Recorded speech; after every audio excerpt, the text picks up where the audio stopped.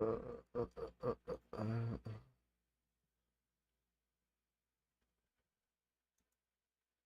I think we're back up and running.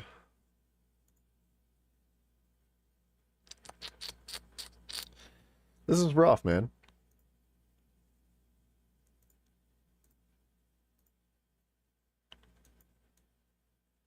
Yeah, it looks like we're back up in business again.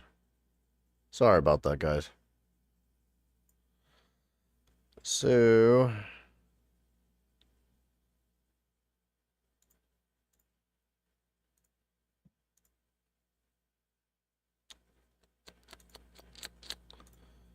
Uh, uh, uh...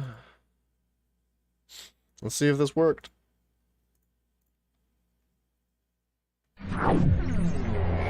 Oh, god dang it, it was smoother than it was the first time! Yeah! I can't, dude. I can't take it, dude. Why are they so trash? It's not even full screen, dude. Yeah, I have played the Assassin's Creed series. We might not play it again, dude. I might try to get a refund for these games. This is a joke.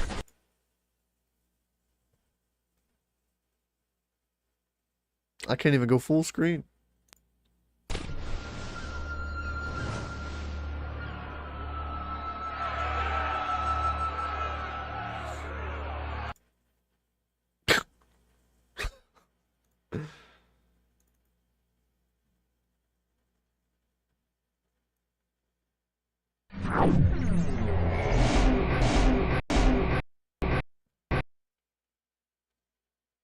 This is like... This is an unacceptable way to run a freaking game development company. What are they doing? Ubisoft. Why do you suck so bad? Why? That's crazy because, like, I want to play their games. You know? I want to do this. But they make it so difficult because they're so cheap and lazy.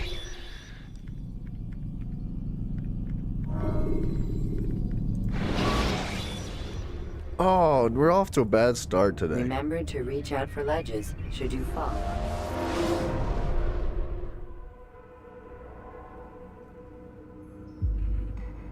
Okay. 195 times is the charm. That's... Oh, God.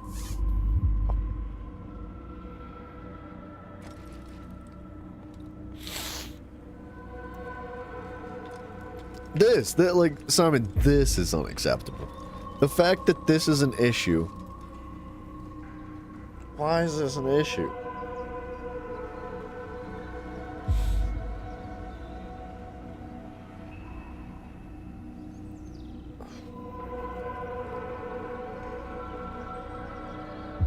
I'm not sure how to fix this, man. Not without, like, disconnecting from the servers, like, manually. And if I do that, then I can't stream it. Altair, it seems my students do not fully understand what it is to wield the blade. Perhaps you could show them what you know. I don't know. I might just, like, bash my head into the wall here, and, like, I'll see how far, how much of this I can withstand.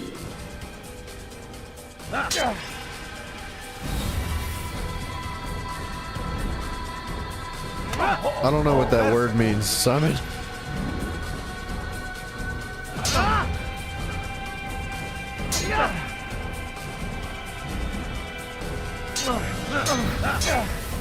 Oh, a solution? I don't think I can find one.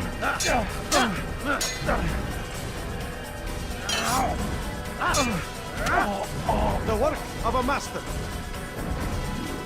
I might just eat it, man, and just deal with it as it is. And I know it's, like, really unpleasant to watch.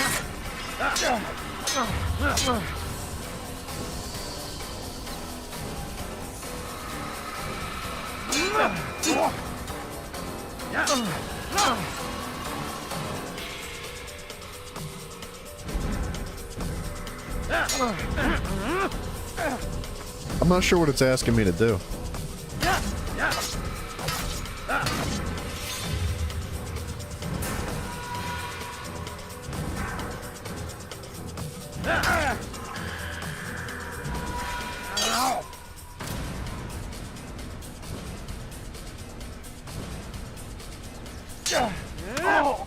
That's my Okay, that we just had to do it a bunch of times. Like, it's not legitimately destroying the experience of the game, but it is really impactful in a bad way, dude. Like, I don't think that there is a proper solution. There shouldn't need to be a solution. This should not be an issue with a game like this, particularly a game that's this old. First of all, this is a single player game.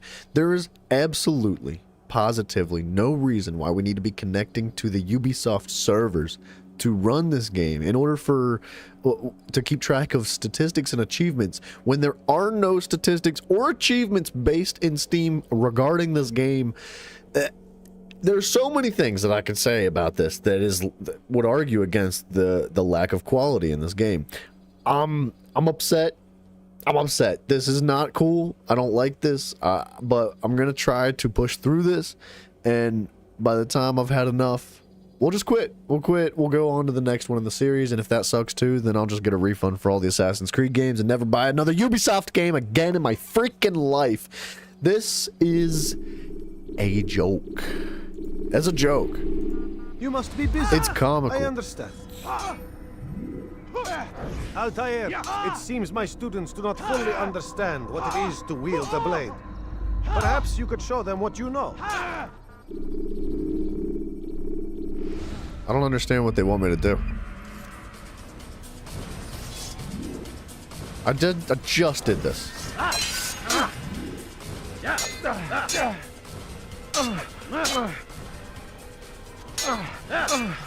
Yeah, but I have a Ubisoft. No, that has nothing to do with it. I don't. If I even signed into a Ubisoft account, I have a feeling that would not do anything. That seems irrelevant to the issue here.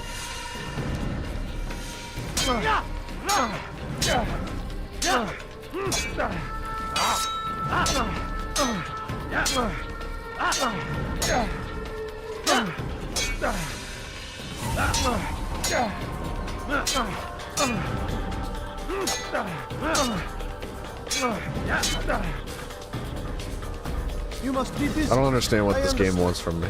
I'm just upset now. I'm like distraught because this is absolutely one of the my favorite games of all time,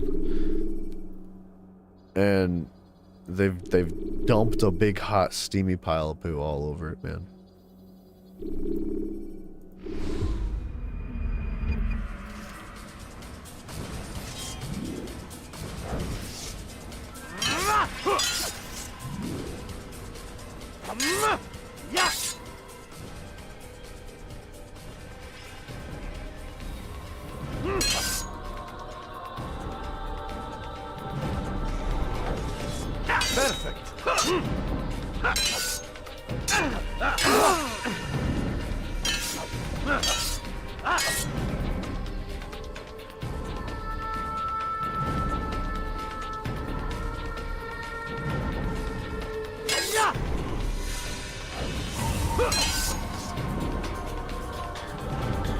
It's like trying to force this tutorial that's not progressing at all. I understand. I don't know. I don't know, man. You must be busy. I understand. Don't toss your weapons around so carelessly. And it's incredibly frustrating. And I mean, according to what we found on the internet that discusses the root of this issue is that because these games are a little bit older and they're not making the massive profit that the new games are that when they come out, they are given the lowest priority in the queue of connecting to the server that is completely unnecessary to begin with. I just don't know. I don't know. Like, why can't I just play this game cleanly? There's just no reason why we just can't play the game that we bought. It's on Steam. It's on, like, I didn't freaking pirate it. I didn't steal it. I didn't like download some jank version of it. It is on Steam for purchase, and it runs incredibly poorly.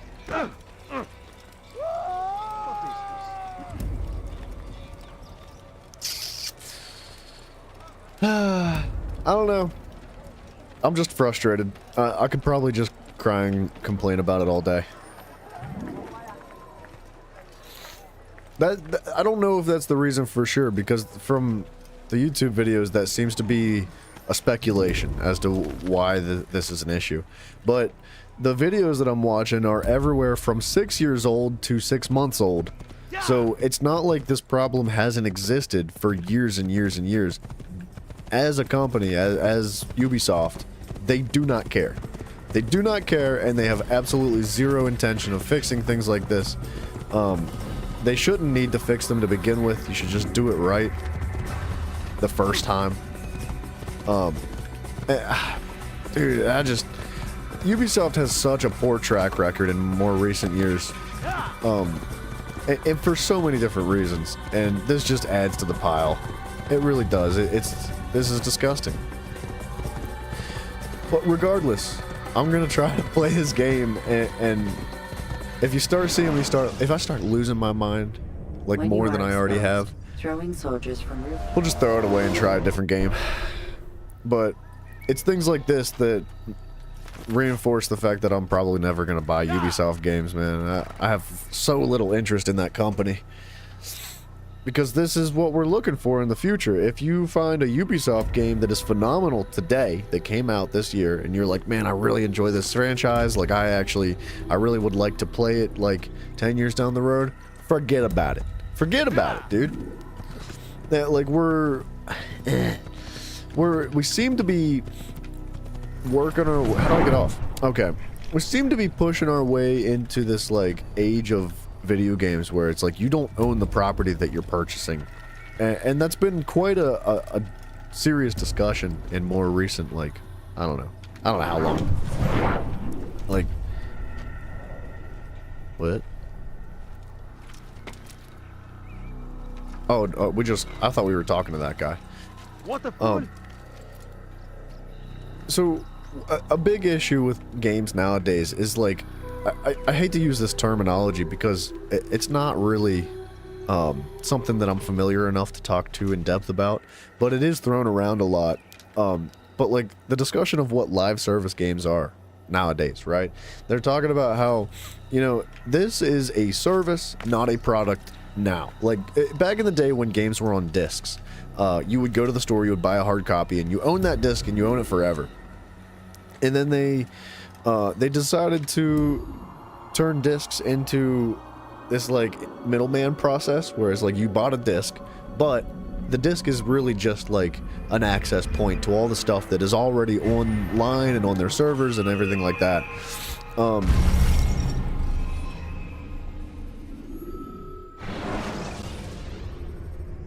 Take your time.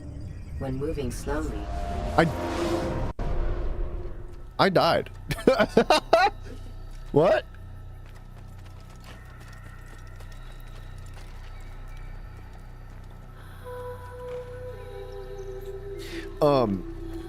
Yeah, so, and now we're in an age of video games where everything is 100% digital.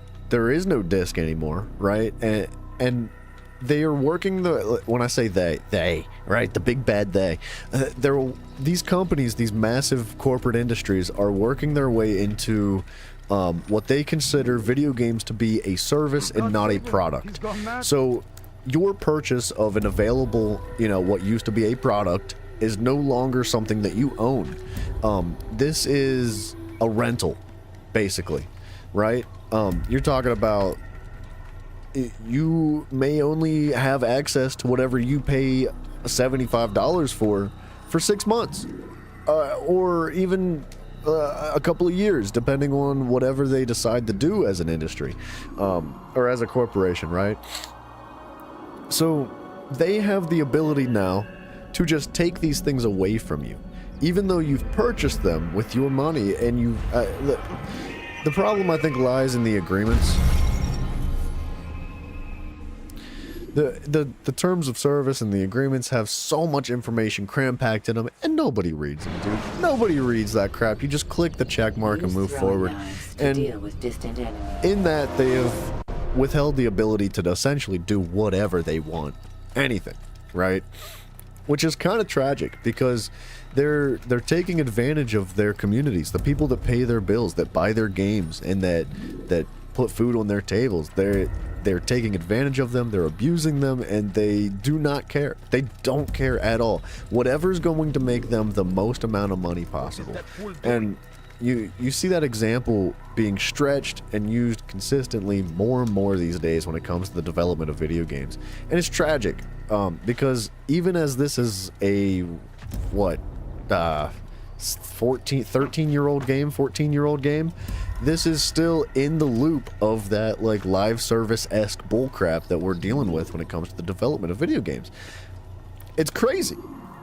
It's crazy that a game of this stature is still affected by all the things that are happening today. Something that is nearly 2 decades old. They're rewriting history is what they're doing, and it's not in a good way. They're basically Templars, man.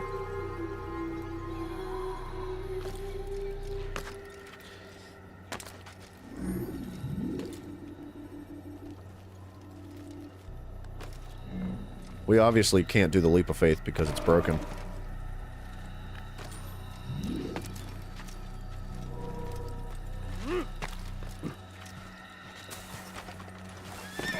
It works as hay. I don't know why it's not working properly. Few developers also did this, like, people had the digital game they paid and then it was taken away from them and not refunded. Players couldn't even access it. Yeah, that's a thing nowadays, and we're looking at more and more of that. It's tragic is what it is, because people like myself, people like you guys that have such a strong interest, investment, and passion for things like video games like this are just being railroaded, man. They're like, I don't even know how to explain how miserable it is to be like a consumer in this age of video games. Because not only are we gotta go left. Not only are we like at the mercy of these corporate companies, but like I don't know. I'm at a lack of words, man. I really am. I could probably sit and complain about this all day, and we could research the topic, and there's still nothing you can do. There's nothing you can do. They're gonna do whatever they want to do, and it's tragic because this is my childhood, right? This is so many things that I don't know. I wish it didn't have to be this way. Why are you attacking me? I see him! There he is! I'm not sure why they're attacking me. You will not get away from me! I will find you!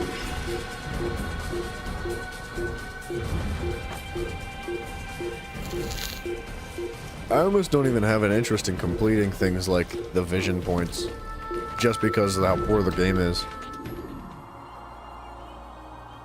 Like, if the game actually worked as intended, I would probably really enjoy going to all the synchronization points and getting the flags and stuff, but if this is how the quality of the game's gonna be through and through, then I either don't want to play it or I just want to rush through it. What the freaking heck is going on, dude? Countering a strong attack will leave your enemy vulnerable.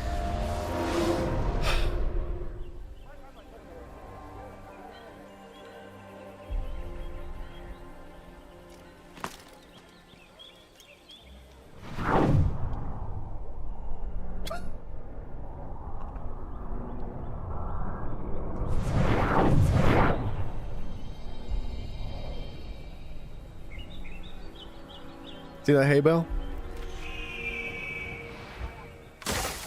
It worked!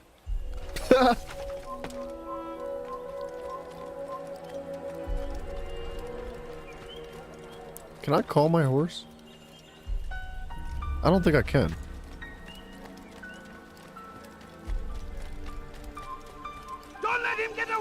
Why are you fighting me?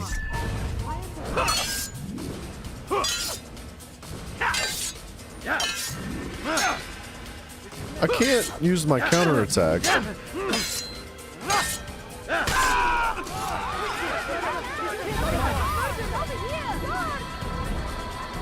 Where'd my horse go, man? I left my horse right here.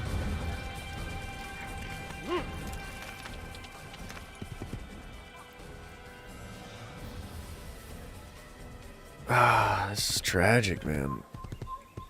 Kill him! Why are you guys chasing me? That man is a killer!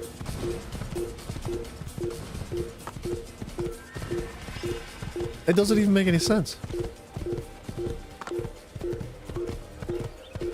You'll never get away!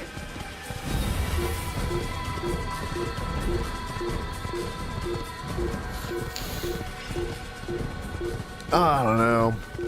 Like I said, I could sit and complain about that crap all day, but like, at the end of the day, what I want to do is just enjoy these things that I love. Issue not solved? Hell no, issue's not solved. I would use this as a prime example to never ever buy a product, excuse me, a service that Ubisoft offers, regardless of how much you enjoy it. There's better things out there. There's better companies out there doing things differently and properly and with respect to their consumers. I think Ubisoft is a joke. Get him! Impudence! Come back here!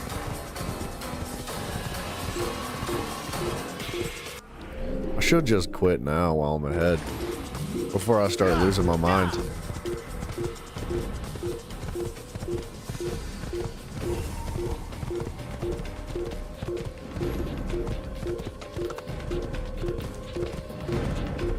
I don't know, like, I could potentially try to record, like, basically live streams, but, like, offline, and see if that's a solution for the issues that the game is having. Because that was a discussed potential solution online, to just, like, shut off your connection to the internet, because that seems to be the root of the issue. Games like Rainbow Six Siege and Tom Clancy, you quit Ubisoft. Yeah. Yeah, dude. It's a shame. Stealth kills to create a distraction. It really is a shame because there's so much wonderful, like, amazing, like, stuff just buried underneath all that garbage that they've lit on fire. I don't know. I feel like I've expressed enough that, like, I'm incredibly thrilled to be able to play the Assassin's Creed series. I love this series so much. Even if I feel as though the series has declined significantly over the more recent years, like, the originals I still, like, hold so close to my heart, and to see them be affected by the issues that we're experiencing today. Don't hurt me, please! Go grab and West. What a joke. You cannot escape!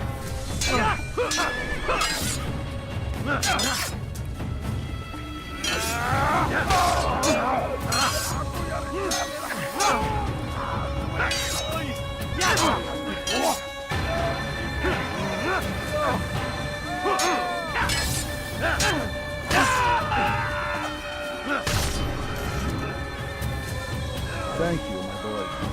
I only wish my sons were half as brave as you. I'll see to it that they hear this tale and know what it is to be a true hero. I think it's still playable if things like the hay bale aren't consistent through the game.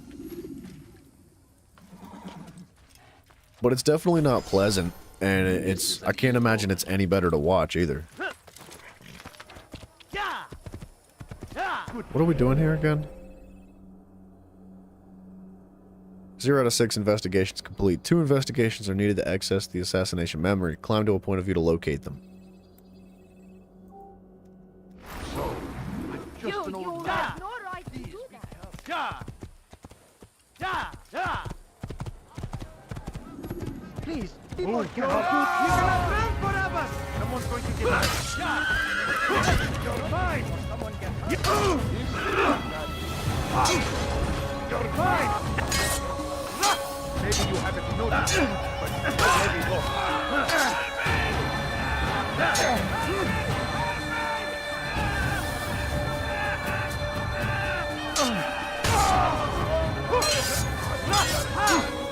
You'll never get away! God save us, me! You'll not win that!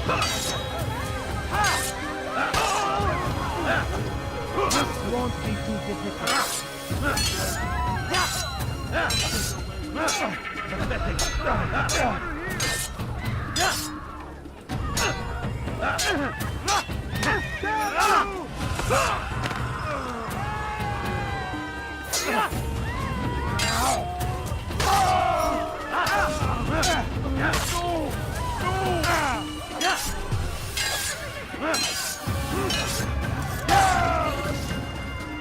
All right. Are you guys gonna attack me too? No. Woo! Oops. at all. Come, have a look. There's nowhere to run, old man. I don't know, dude. Like, they really are incredible games. The Assassin's Creed series. And that's not to say that Ubisoft hasn't made other really good games. It's just, their demeanor that they handle themselves as a corporation, as a company, is just absolutely disgraceful. And if, I don't know, if what is the issue, right? If because this is a game that does not make a significant amount of money for them today, that it is forced to be accessed from a server that has the lowest priority of all of their games, because based on the money that the game brings in today, even though it's a 16-year-old game or however old, tragic, dude. Am I gonna die again? Alright. I need help! Please, anyone! Heretic! What is that man doing? Stop this, please!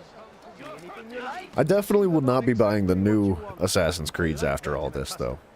There's no way. Like, I had considered it pretty heavily. Like, I kind of wanted to play Valhalla. There's a couple of them that I was interested in. Even given their track record, just because of how much I love the series. And, after this, man, there ain't no friggin' way. Come, have a look. No way.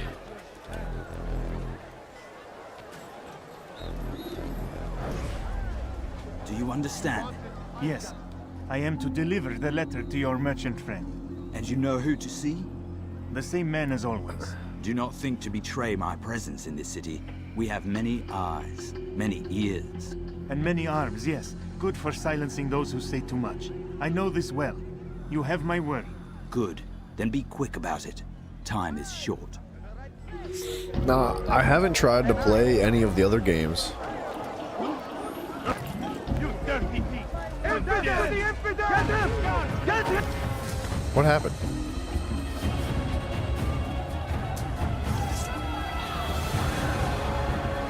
Oh man, we're about done.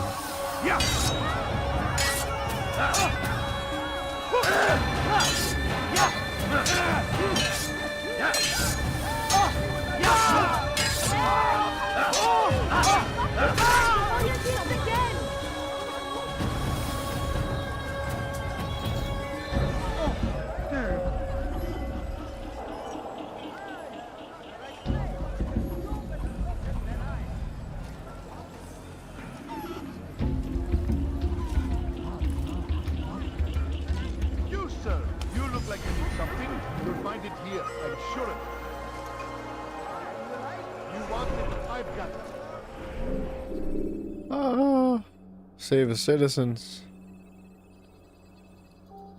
Rooftop race challenge. Bureau. What am I doing here?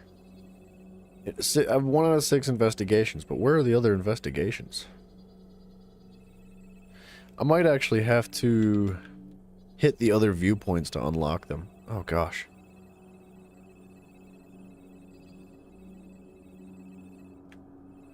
Let's do that. Let's hit the viewpoint next to that. I know. Look, I'm frustrated. I'm annoyed, and I was trying to rush through the quest. I was like, friggin' screw this game.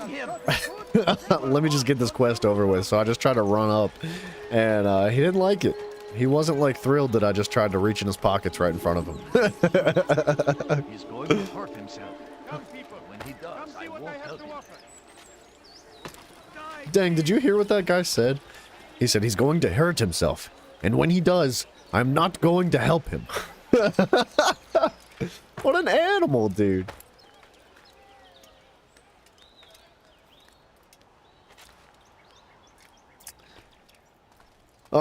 Dude, regardless of all the troubles and tragedies and frustrations, I still think that I can have fun with a game like this. Just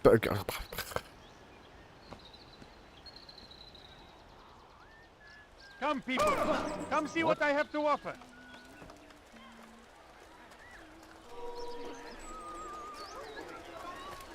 He should stop acting like I'm just gonna shut up. I'm not gonna speak anymore. We're done.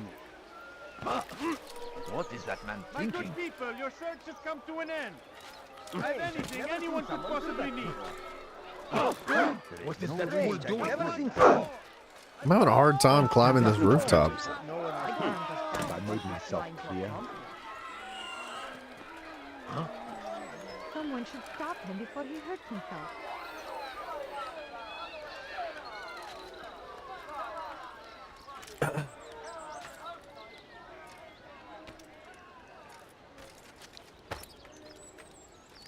Alright, I just gotta, like, take my time with the climbing. I think, my familiarity with some of the newer games, like Black Flags, like, the climbing is so much more advanced and much more fluid and faster that I'm trying to, like, shove my way through the climbing. And it's not really how this game operates. I mean, this is, like, genuinely the first Assassin's Creed ever. Out of all of them. So, of course, it's going to be a lot more rudimentary. It's going to be a lot clunkier and slower, and the combat's going to be different. All in all, I think it still operates well, aside from all of the other tragedies that we've experienced today. Yeah, you're right, dude. I shouldn't have jinxed myself. I was like, dude, we're having fun. It's goofy, silly voice lines. Yay! And then it just freezes and throws you off a cliff.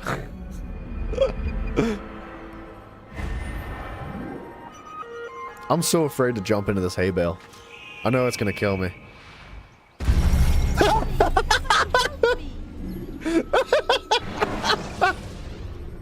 Dude, what is this? Free-running It's to escape broken, from a man. fight. It's a broken game.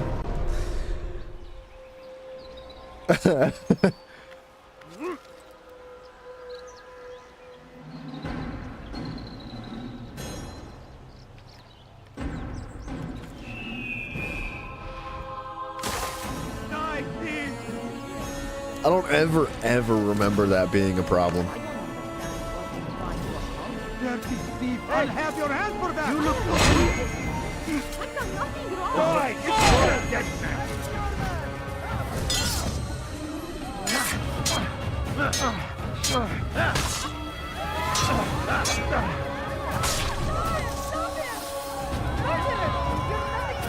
Thank you. Thank you. I'll find a way to repay this kindness, Show I swear. yourself. He's just killed someone. That fall damage is tragic, though. Pay for your sin. You dare get involved? You cannot escape. No choice. You must get away from me.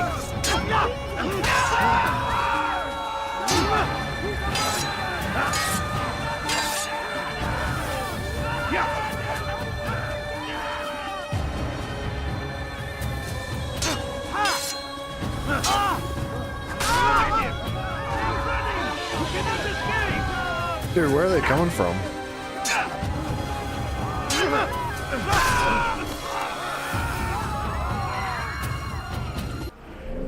Alright.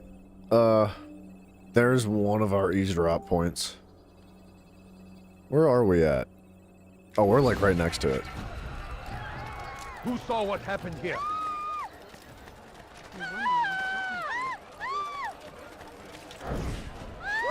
I think I need to be either in a crowd or on a bench or something. Good day, my friend.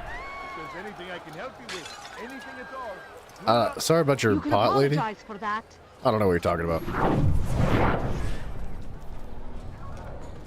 I'm telling you, it's rats. No, it's children. I hear them laughing. Rats or children. Either way, it's bad for business. All that noise! Someone needs to get up on those beams and clear them out. Man, I really am devastated, dude. I was so looking I wonder forward how to they're this getting up series. there. Must be through the central courtyard. Then we should ask the guard to My have a nose look. hairs are growing. Ah, they're all much too busy polishing the backside of their master. Okay.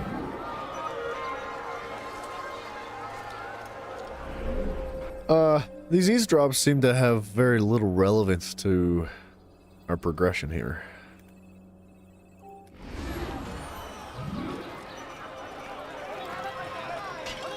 But What is this?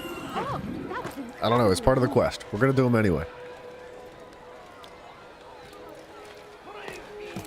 Find better items anywhere else. Whoa! What the heck?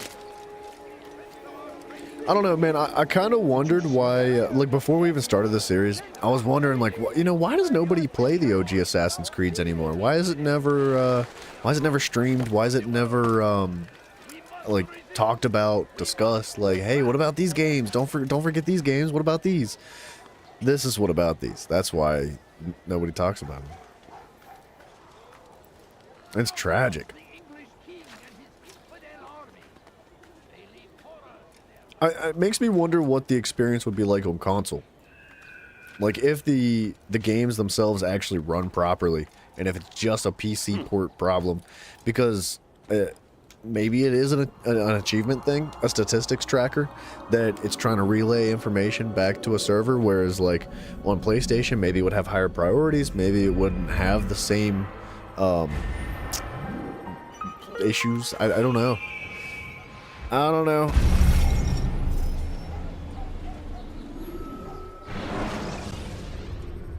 Alright, When you have been exposed to the guards, break jumping them. into hay bales is like 40% of this game.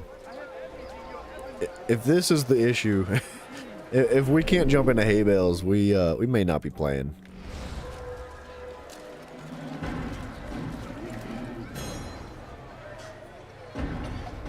You didn't have the problem in the Ezio series?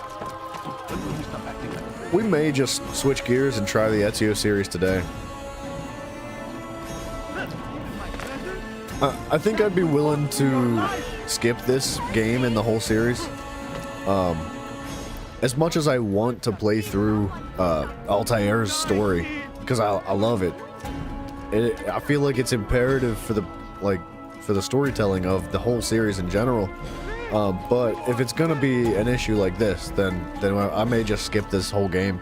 And if for some reason the Ezio series has similar or worse issues or anything like that, we're freaking done, dude. What's up, Jack Smithers? Hey, buddy. It's fancy seeing you here too, man.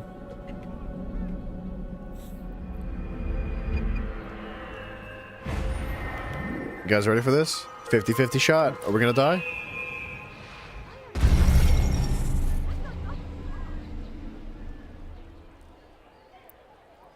This is worse than Skyrim, dude. Ladders are a socially acceptable way to reach a room. You dare steal in my presence?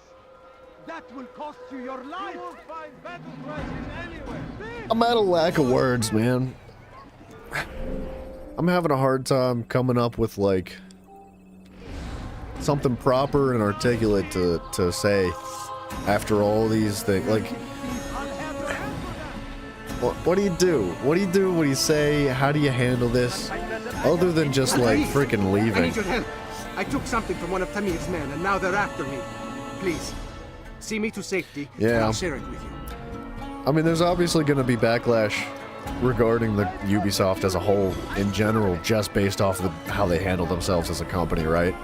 But if the Ezio series clean, if it works properly, I'd be happy to move to that one and attempt that. Because this is a joke.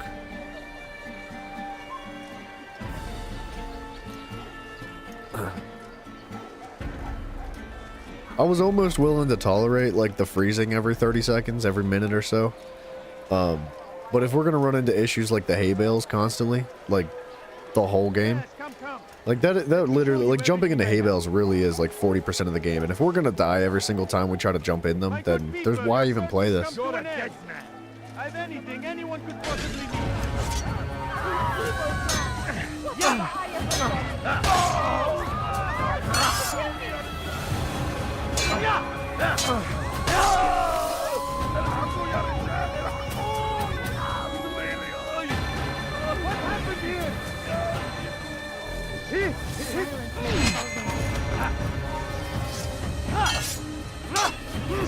Try it now. We can try it now.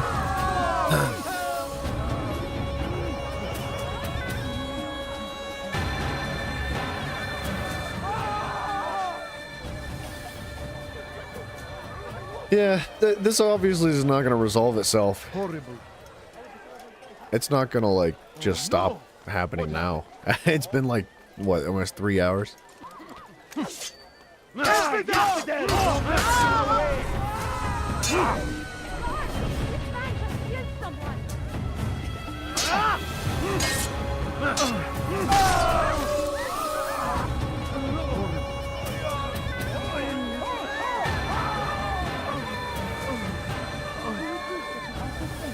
Dang it, dude. I really wanted to play this game.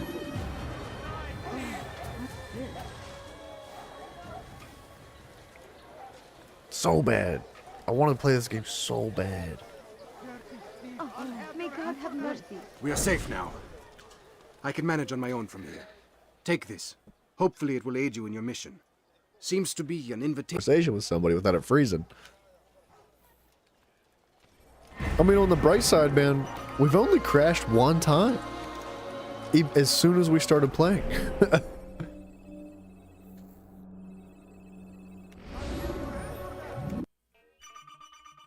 I'm so upset, dude. Alright. I gotta download the other one, because I don't have the first one in the Ezio series downloaded.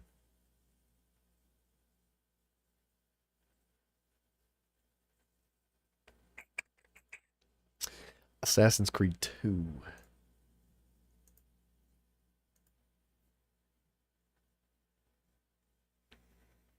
Assassin's Creed 2 is even smaller than Assassin's Creed 1.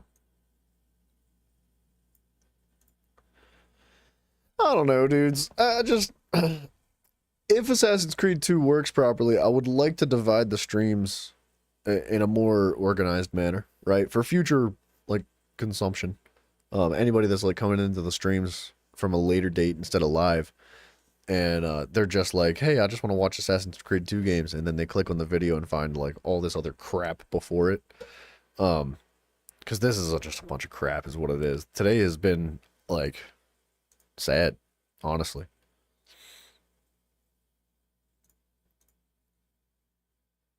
Did I try multiplayer for Titanfall 2? I didn't try it. I was going to, I planned on it, but I was going through games and I was getting ready to install Assassin's Creed today. I was like, you know what? Like, if I try multiplayer for Titanfall 2, even if I enjoy it, I'm not going to play it by myself. And I'll probably get, like, about an hour of, like, entertainment from it, before I'm just like, all right, moving on. Now, if I could, like, convince, like, Zach or somebody to play the multiplayer with me, I'm sure there'd be more longevity in it, but I didn't want to just, like, play it for a half hour or an hour and just be like, all right, we're done.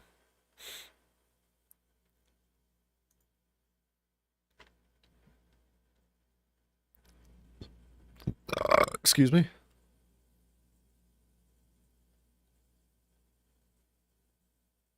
Prepare to have your earballs, like, blasted out.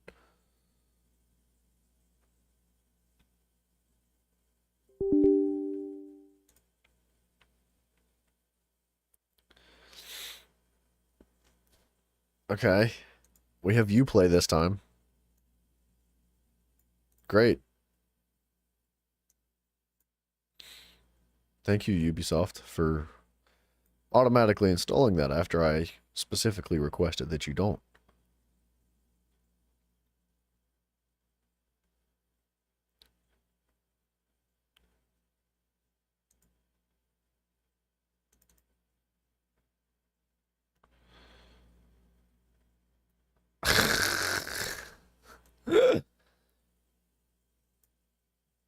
Okay. Bear with me. I gotta let it look up patches again. Patches O'Houlihan, baby.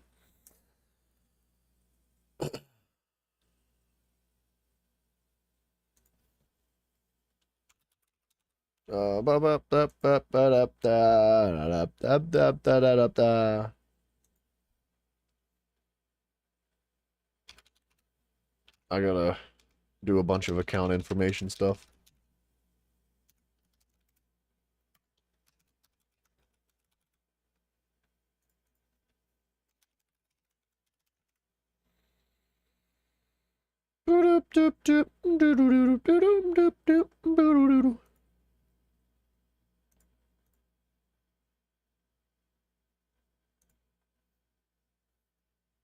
Yes, I accept Ubisoft's terms of agreement.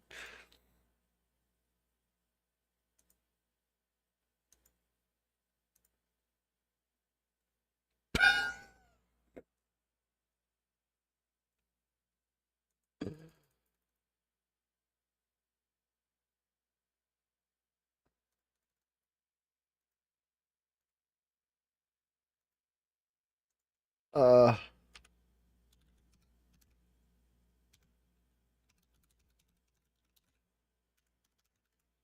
Hang on, let me try again.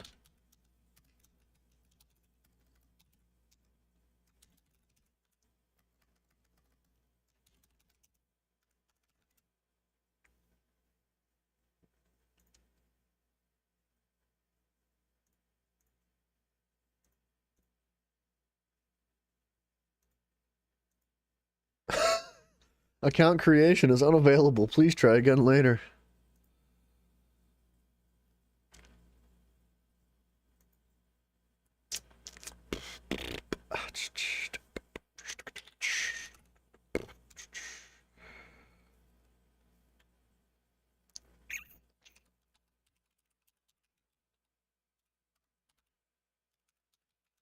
Trying something else.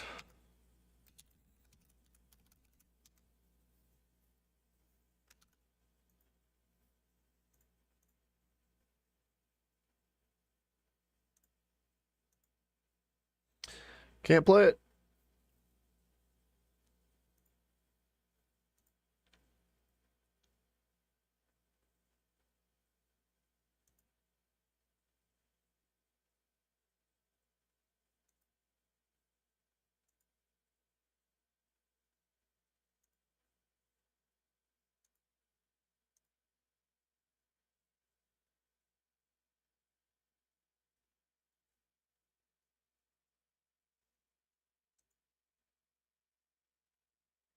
I'm trying, Jack.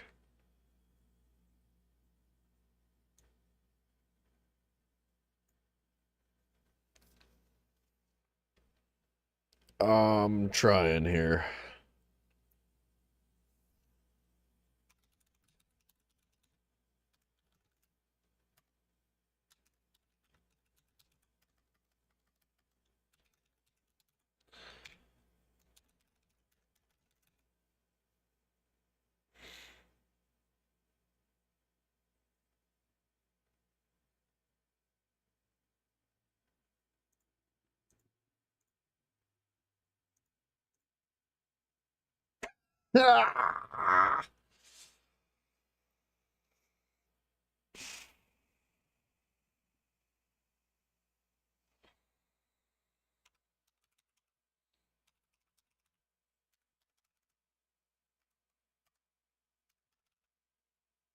Oops.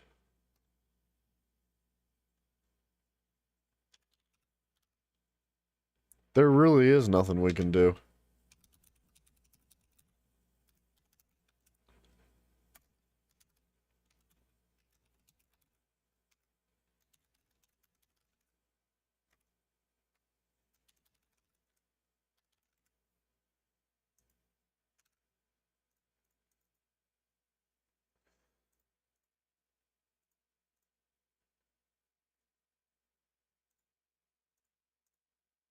All right. I got nothing.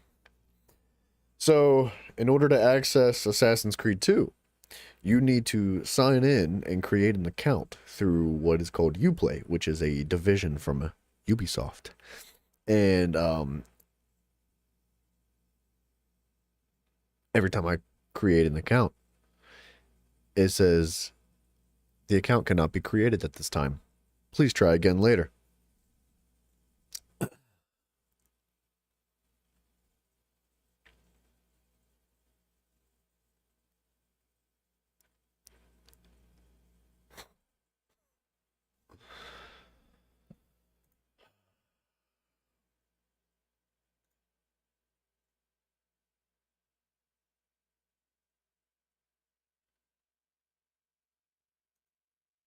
I just want to like break down and cry right now.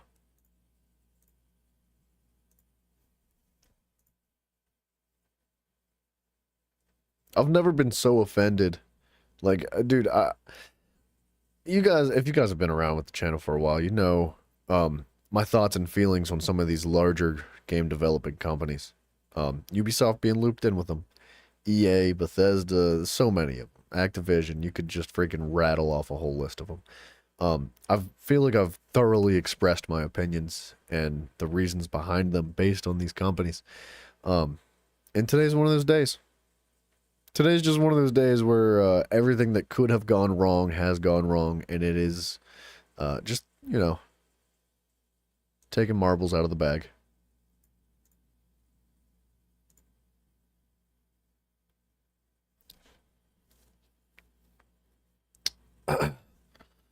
I'm trying Assassin's Creed Brotherhood just because I don't know what else to do. I don't know what else to do, man. I'm out of ideas. I'm out. I don't know what to do. This has been absolutely, hands down, the worst stream I've ever had. It's been what, like almost 3 hours? Like, I know that this specific stream isn't just about an hour, but like the one prior to this where it took a poo-poo. Dude.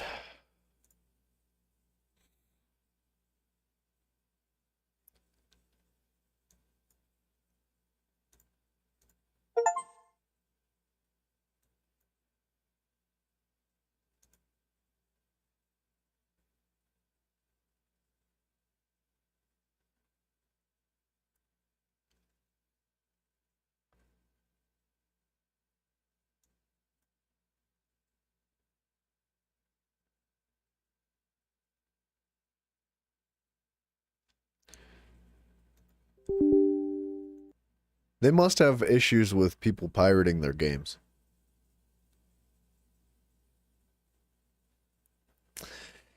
And that's likely why they still connect these older games to the servers regarding statistics and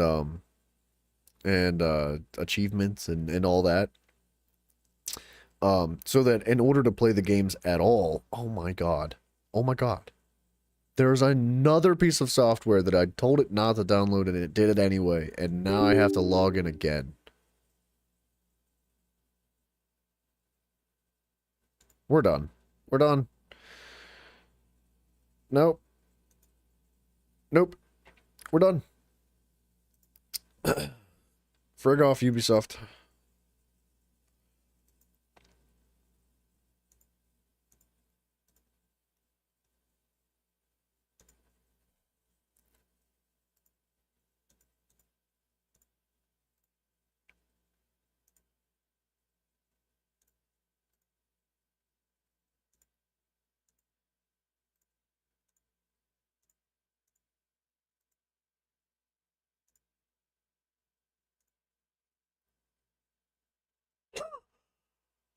Man, I don't know.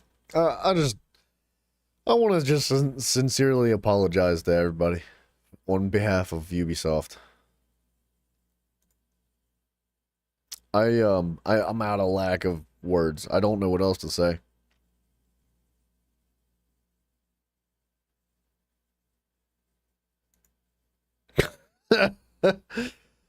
What do you guys want to do? Well, anybody that's here, like in this moment, what are we doing? You tell me, because I'm out. I'm out of ideas.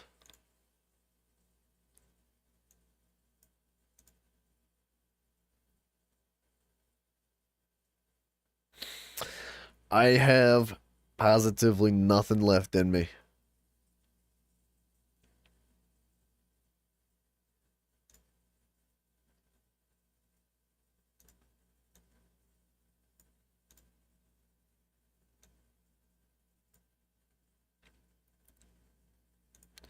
I'm gonna try to get refunds for these games, I guess.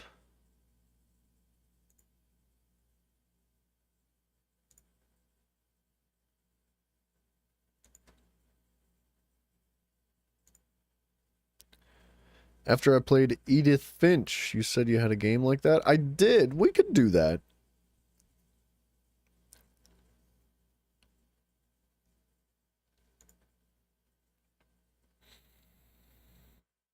It's a weird one. It's not like Edith Finch quite like at all. I mean, it's sort of parallel, but it's very different in its own way.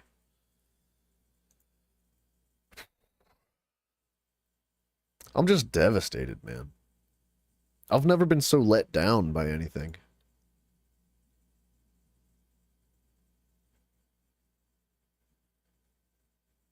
Didn't Kratos say, like, set your expectations low so you can't be disappointed? I keep making that mistake.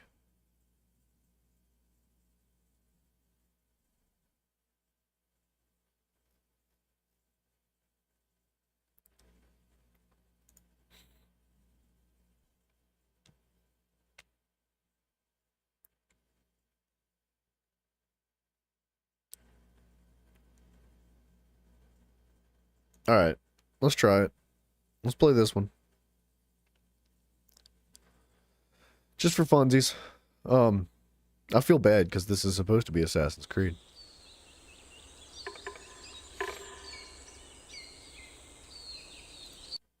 Oops! Did I just... No. We're good. Okay.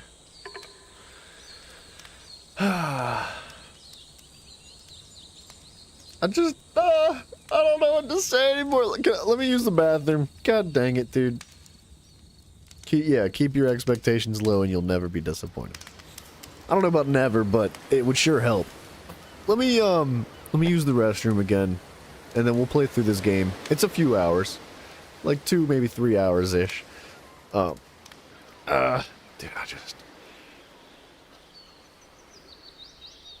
I wish I had a better way to express my level of disappointment. I really do. I'm so upset. I really, really wanted to play the Assassin's Creed series, but it got crapped all over. I'll be back in just a second.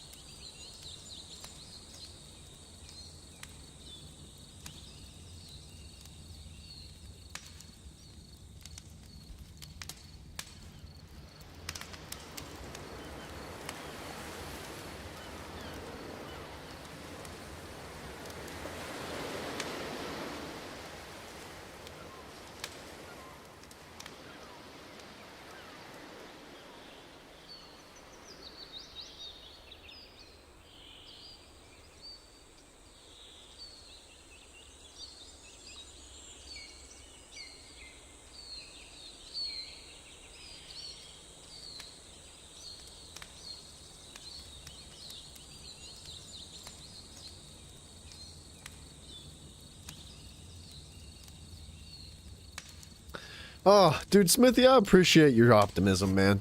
That kind of stuff means a lot to me. It really does. You guys have, like, been through the thick and thin. I know there's a lot of people that come into the channel and they're here and gone, right? Most people don't even talk and chat. They just, they drop in and, like, that's completely fine. But you guys that have been here for, like, an extended period of time, that have been with the channel since basically the beginning, right? I know, like, you know, I haven't even been doing this for like a year, but dude, I love you guys so much. Just the level of support and love and positivity that you guys bring to the table, it really keeps me going, man. I am so grateful for every single one of you, even those that I've never spoken to. It means a lot to me.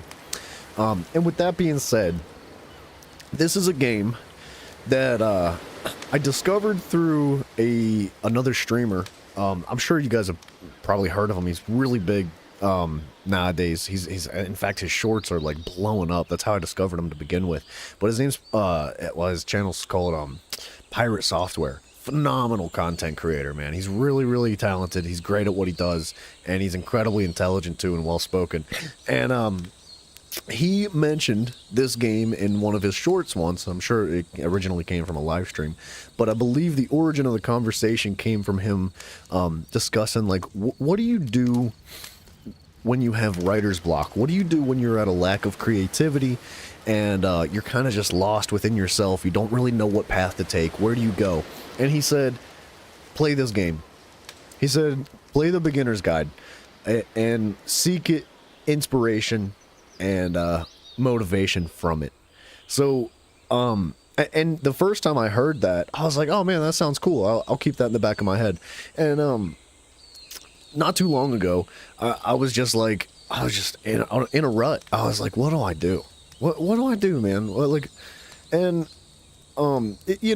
a search for some level of like relief from that sort of like rut that you end up in, I was like, you know what, why not? Why not just try it, right? So here we go. Let's play this game. I have played through it before, so I know what happens. I'll try to like maintain a level of commentary that is relatively entertaining, to say the least, right? But I think that this game speaks strongly for itself, and it's almost better left uninterrupted by things like commentary. So I'll do my best to maintain a balance to that. I hope you guys enjoy this one. Like I said, I know this is supposed to be Assassin's Creed, but it is what it is. Here we go.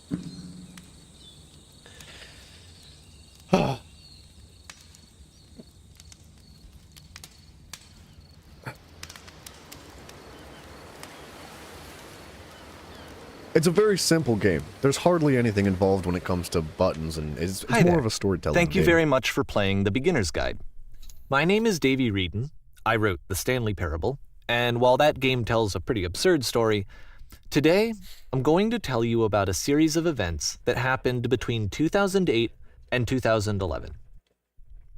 We're going to look at the games made by a friend of mine named Coda. Now, these games mean a lot to me. I met Coda in early 2009 at a time when I was really struggling with some personal stuff, and his work pointed me in a very powerful direction. I found it to be a good reference point for the kinds of creative works that I wanted to make. So just to start you off, this is, I think, the first game he ever made. It's a level for Counter-Strike. You can walk around here, by the way. And mostly it's just Coda learning the basics of building a 3D environment. But what I like is that even though he starts from the simple aesthetic of a desert town, he then scatters these colorful abstract blobs and impossible floating crates around the level. And of course, it destroys the illusion that this actually is a desert town, and instead this level becomes a kind of calling card from its creator. It's like a reminder that this video game was constructed by a real person. And it kind of makes you wonder, what was going through his head as he was building this? This is what I like about all of Coda's games. I mean, not that they're all fascinating as games, but that they are all going to give us access to their creator. I want us to see past the games themselves. I want to get to know who this human being really is. And that's exactly what we're going to do here. So, it's 2008, Coda starts making these games, and he never releases any of them. He doesn't put them onto the internet, he just makes them and then immediately abandons them, and they sit on his computer forever. And I think he really understood this image of himself as a recluse. At one point, he jokingly renamed his computer's recycling bin to Important Games Folder. So, this was just how he worked. He tended to crank them out one after the other without even really pausing to try to understand what he had just made, until suddenly one day, he just stopped. In 2011, that was it. He made his last game and then he hasn't made another one since. And that's why I've taken this opportunity to gather all of his work together, is because I find his games powerful and interesting, and I'd like this collection to reach him, to maybe encourage him to start creating again. And if the people like you who play this also happen to find his work interesting, then I'm sure it'll just send that much stronger of a message of encouragement to Coda. So thanks for joining me on this. If you have a particular interpretation that I haven't mentioned here, or if you just need to get in touch, you can email me at daveywreden@gmail.com. Okay, that's about it for introduction. Let's take a look at Coda's first proper game. As each game is loading, I'll show you the date that it was completed. This first one was made in November 2008. Simon, you say you have played this game?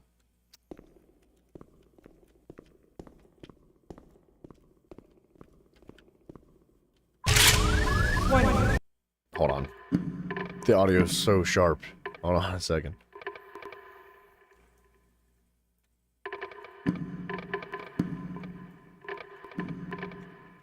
Whisper machine active. Shift to structure image. This game is called Escape from Whisper, and it's one of the more generic games you'll see from Coda.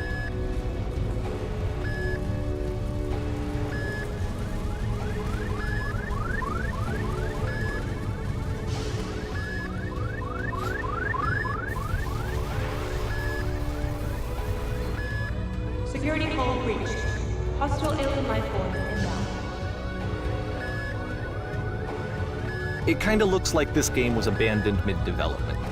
For instance, you have this gun, which you'd think would indicate that there are supposed to be monsters or enemies somewhere, but then clearly there are no enemies anywhere. You can't even reload the gun when you run out of bullets. But ultimately we don't really know. Maybe Coda thought that actually it was complete the way that it is. And I think that we should talk about his games for what they are, rather than for what they're not. Enemy force neutralized. Begin ship evacuation.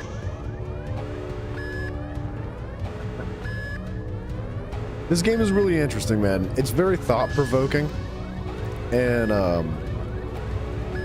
kind of like psychologically fascinating, at least to me. You know, I mentioned that like my understanding of why this I love how you can see the bottom of the universe. why we were from this recommended to play this game in the manner that we were.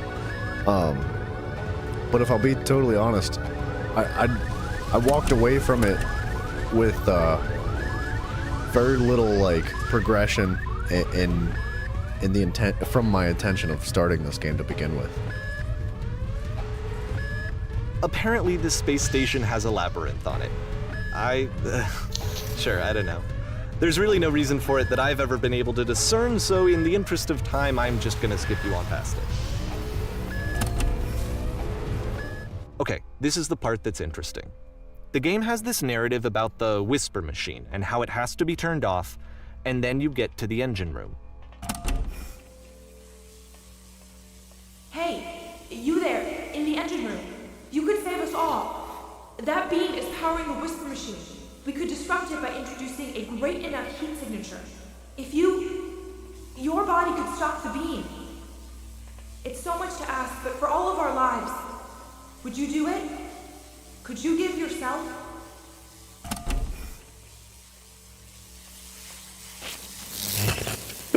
Let me pause here for a second. What you just experienced, stepping into the beam and then dying, is probably what Coda had initially intended when he was developing this level. But when he first compiles and plays it, something goes wrong. There's a bug somewhere, and this is what happens instead.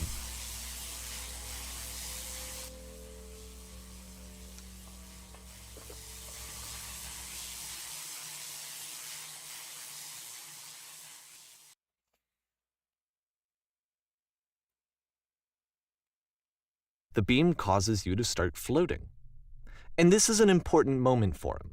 Because yes, this is technically a glitch, but Coda identifies something human about it, like how small it makes you feel in the face of this larger chaotic system. Or this floating could be the afterlife, a peaceful place, juxtaposed against all of the hysteria that you've just had to traverse. I don't even know. I have no idea what he was thinking, but what's clear is that after making this, something lodges itself in his brain. He wants to do more of these really weird and experimental designs. So he stops work on this and moves on to a stream of tiny little games that go in all sorts of directions. Let's go ahead and take a look at the first game he made after leaving this one behind.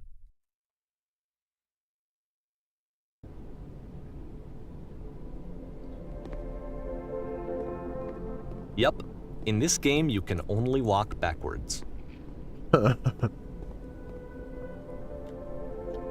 So it's a short and relatively minimalist experiment combining motion and narrative. It is less advanced than the previous game, but actually it seems to be more focused, more complete. Code is trying to give it a unique voice rather than simply basing it on a pre-existing trope. This would, like, frustrate me to no end if I could only walk backwards in a game like this. It's a short little thought, it says what it wants to say, and then it ends. Didn't need anything more than that. Which to me is why it works, because it gets out quick. Okay, next one.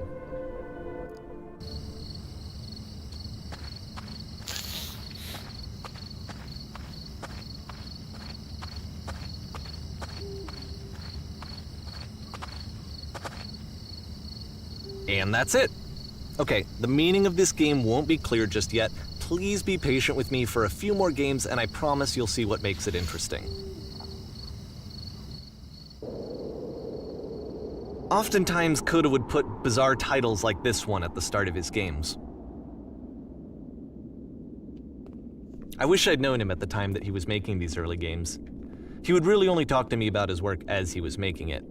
Once he stopped work on a game, like, that was it. It was dead to him. And I don't agree with that at all, but what are you gonna do? There are some really interesting concepts. Once you've been slowed to an absolute crawl, the door at the top of the stairs opens. So why, if Coda's not showing these games to anyone, why bother opening the door at all?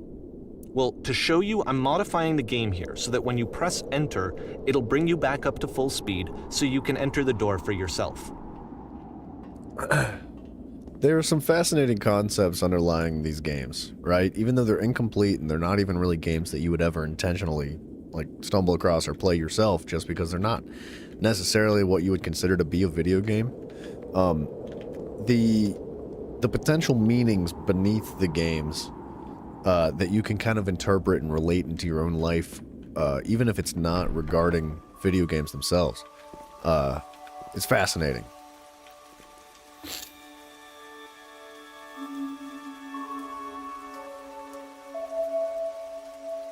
A room that's warm and nice and filled with little ideas for games.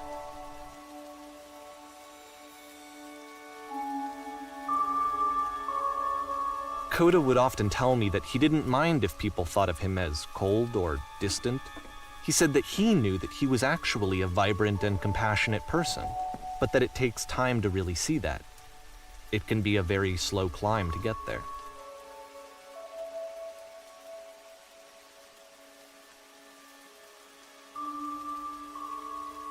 A normal game where you have to play as somebody screaming into a mic for every 15 seconds.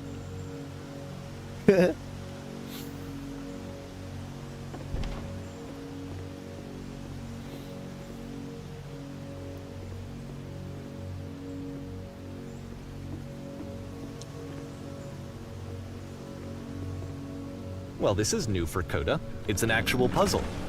Go ahead and see if you can solve it.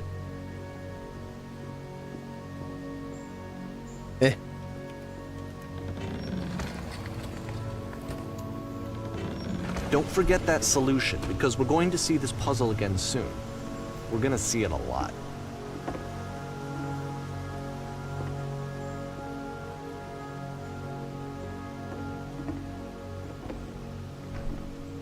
So that seems to be it, right?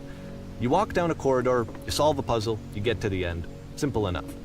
All right, now I'm going to modify the game again so that when you press enter, it'll remove all of the walls from this room.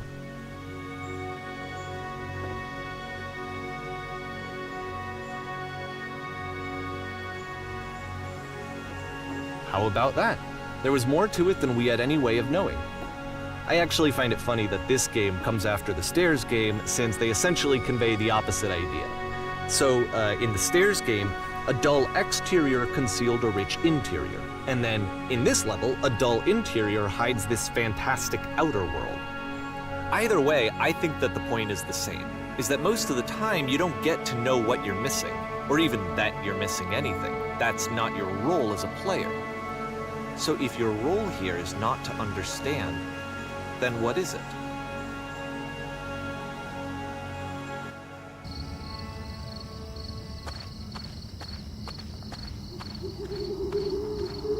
Aha! So, this, combined with the entering game from earlier, tells us that Coda believes his games are connected somehow.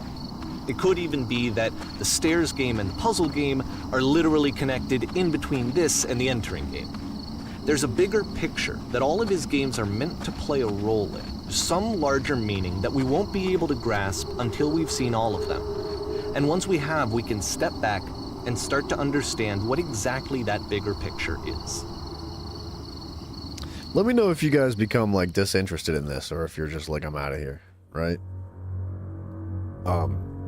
Because I'm not playing this game for me. Like I said, I've already been through this game. So if you guys don't want to see this, please by all means just let me know. We can Let's do talk about absolutely video anything. game development for a second. Every video game runs on what's called an engine, which determines what the game can and cannot do. So in other words, the engine is a set of tools for game development. To make all of these games, Coda is using an engine called Source. Like all engines, Source has certain things that it does well, and it has certain things that it does poorly. One of the things that it does very well is boxy linear corridors. That's why so many of Coda's games are set in these large, flat, empty rooms, is just because he's working with what the engine does well. The tools available to the creator shape what kinds of creative work they're going to end up making. You might consider paying attention to the architecture in Coda's games to notice how they seem to stem from an engine that's very good at producing linear, boxy corridors.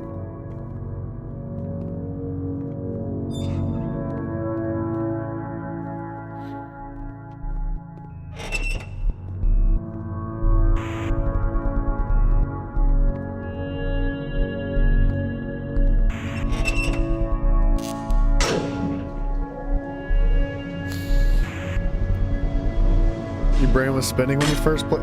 I'm surprised you actually played this one, Simon. I'm actually quite impressed. This prison, funny enough, in It is Coda's original design, the Sorry. doors stayed shut for a full hour before letting you go. If you don't mind, I think we're gonna skip that. This game is very strange. Like, if you don't have like some level of like personal interpretation to the concepts that are being conveyed within this game, it's all just nonsense. None of this makes any sense. You're like, the graphics are terrible, there's no real mechanics to the game, there's no story, there's no nothing. You're almost This is something that he and I used to argue creating about your a lot. own story. You know, whether a game ought to have to. actually be playable, whether it means anything if no one can get through it. And I would always defend that, you know, all this work goes into the game, why not make it playable and accessible? And so we just got into heated arguments over it, and there was one time that after one of these conversations, he went home, and a day or two later, he sent me a zip file entitled Playable Games that was full of hundreds of individual games, each of which was just an empty box that you walked around in and nothing else. Believe me, I played every single one of those just to find out if there was like a gag hidden somewhere. There wasn't.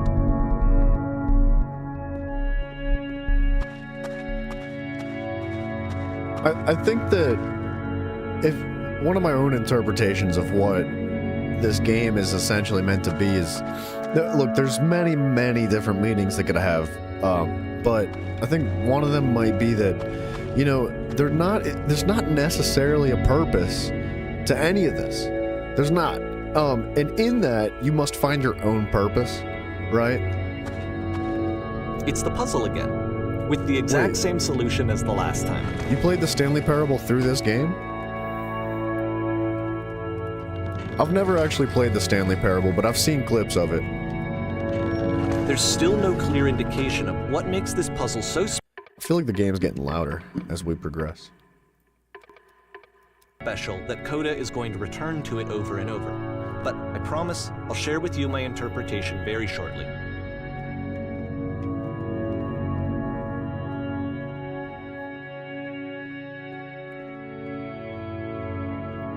You know what's crazy? On a side note, the craziest part is that a game of this manner, like whatever you want to describe this game as, there's zero issues. There's no glitches, there's no bugs, there's no problems, there's no nothing, there's no like third-party additional software that you have to download. There's no extraordinary price tag, there's no lag, there's no nothing. And a company like Ubisoft can't do this. Just had to put that out there.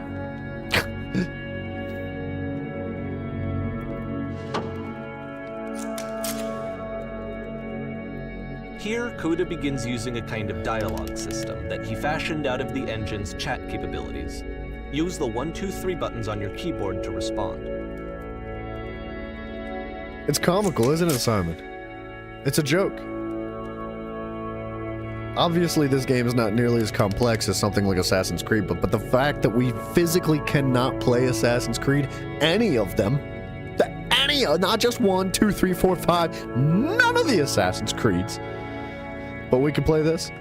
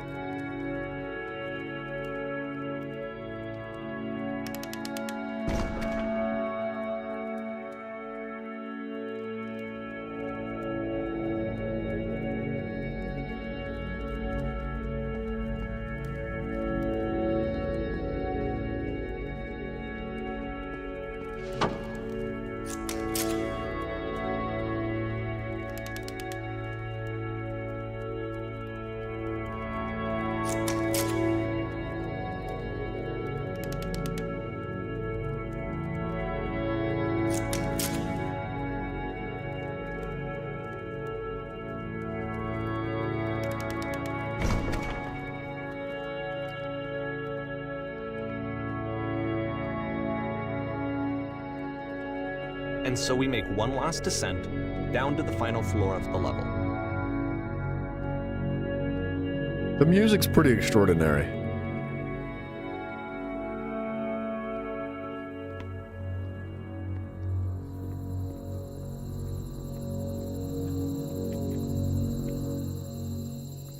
It's a lamppost. Okay, I can't tell you quite why, but for some reason Coda fixates on this lamppost. It's going to appear at the end of every single one of his games from here on out. I'll tell you what I think. I think that up to this point, you know, he's been making really strange and abstract games with no clear purpose, and maybe you can only float around in that headspace for so long. Because now he wants something to hold on to. He wants a reference point. He wants the work to be leading to something. He wants a destination, which is what this lamppost is. It's a destination. We're going to see it in the work as well. His games are just going to become a lot more cohesive, a lot more fully developed, with more of a clear idea behind them. And as we go, that idea will get clearer and clearer and clearer. I'm wondering if maybe the second playthrough of this game I might have some like better understanding of what all of it is. But I think that's also part of the point, to have very little understanding.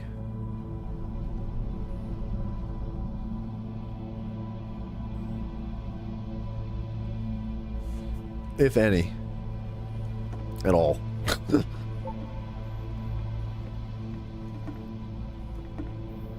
So first off, I'm sure you can deduce this, but this game is not connected to the internet.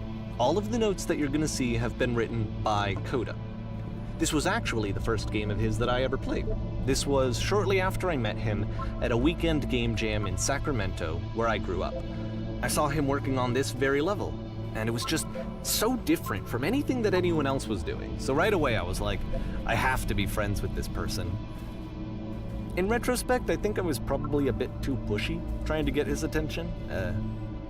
I was over-enthusiastic. But he was very gracious about it and very patient with me. And I cooled off eventually.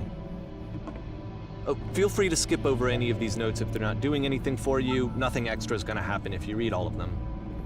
Either way, to me they convey a sense of loneliness. I see this person who's filled with thoughts and feelings and beliefs and has no way to express them except as scattered and unheard voices in a game that wasn't meant to be played.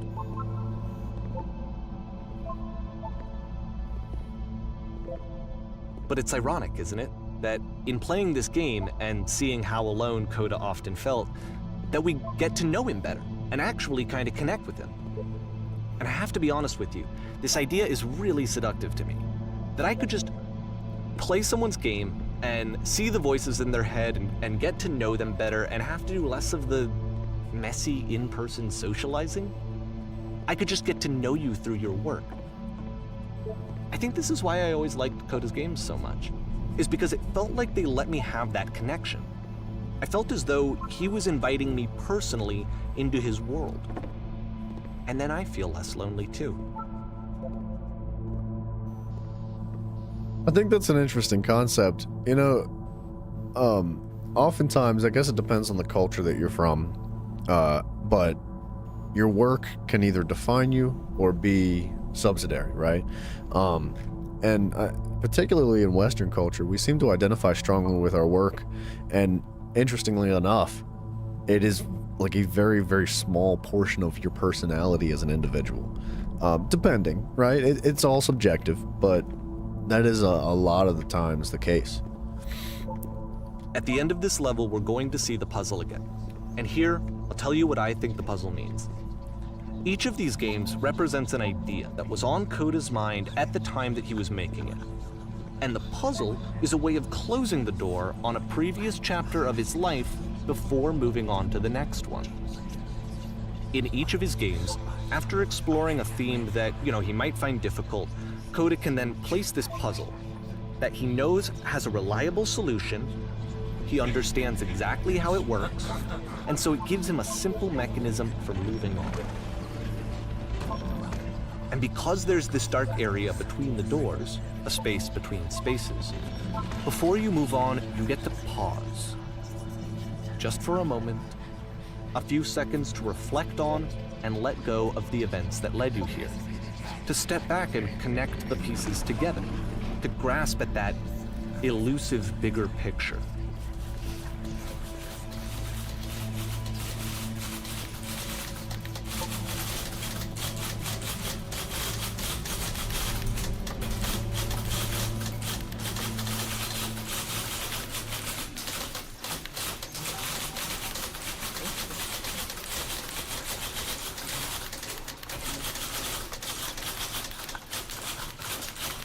Speak!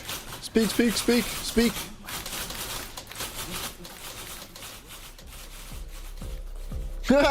Okay, this one is tough. It's gonna kind of just spin its own wheels for a few minutes. That last note at the end of that.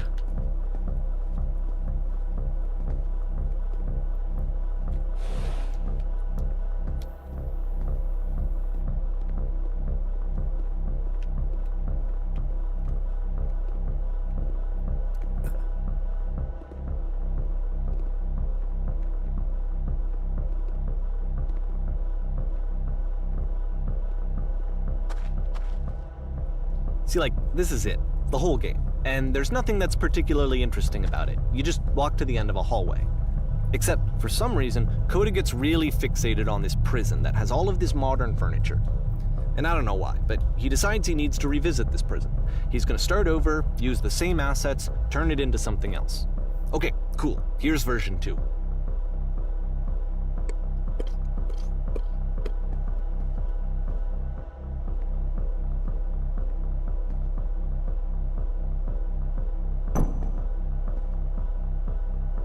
How about a refrigerator table?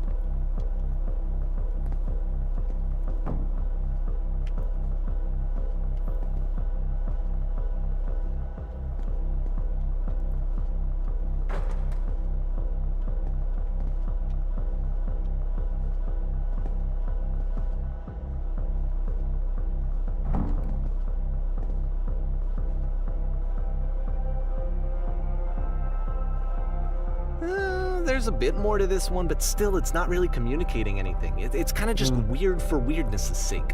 See, I disagree with that. I think that statement is arguable. So, okay, he throws it out and starts over. This time he comes at the prison idea from a different direction. I think the idea and the concept of a prison is not necessarily refined down to a cold concrete box with bars in front of you. I think that prison can be interpreted many different ways, even within your own mind. And the concept of filling that space with your own personal preferences and creativities, and then it turns out to be some cookie cutter copy and paste thing anyway, regardless if it was your own decision or somebody else's. It's fascinating to see that, you know, prison can be anything, right? Even within your own self.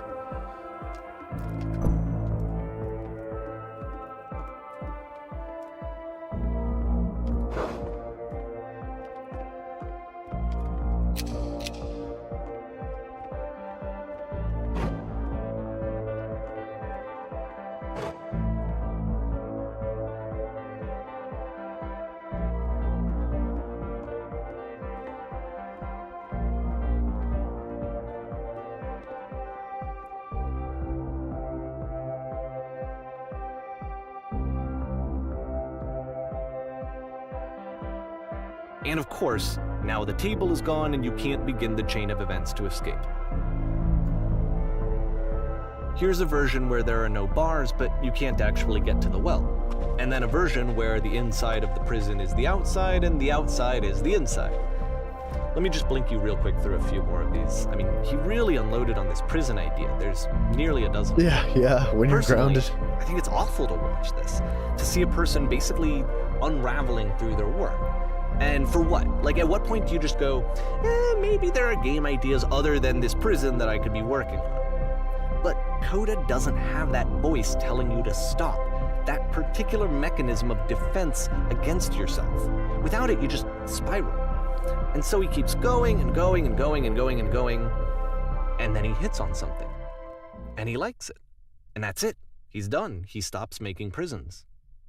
This is the very last version of the prison game that he created, and the reason I think it works is that the prison is not actually in it.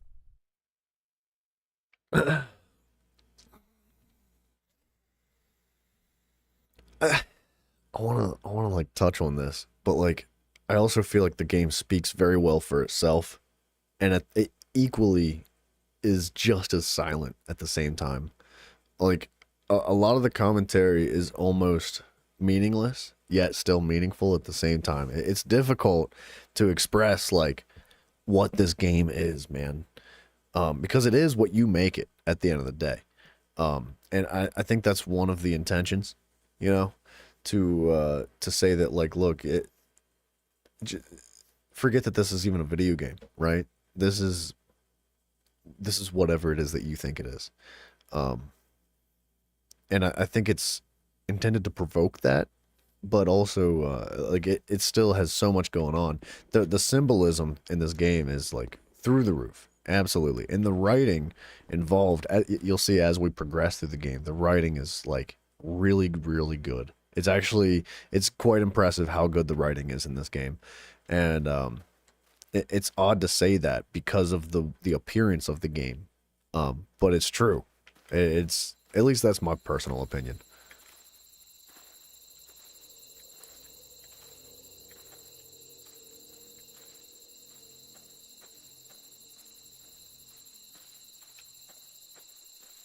I'm gonna go meet Doctor Who.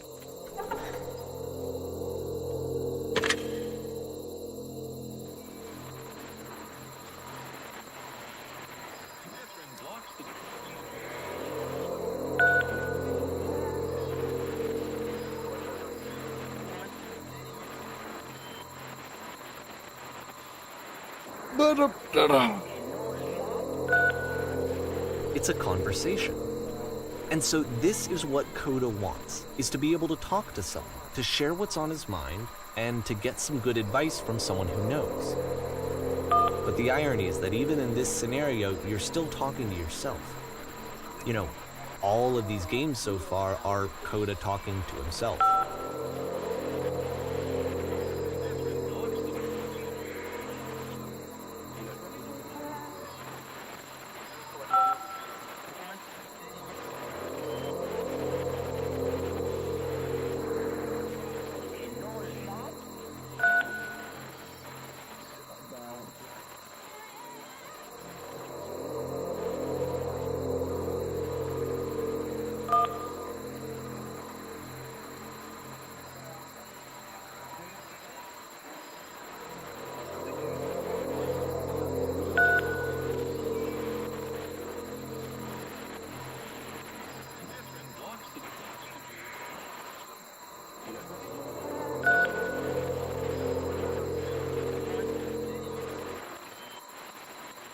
I can see why he considers this a fitting conclusion to the prison games. After all of the obsession and frustration, just to be told by someone you can trust that things are going to be okay. Wouldn't that be nice?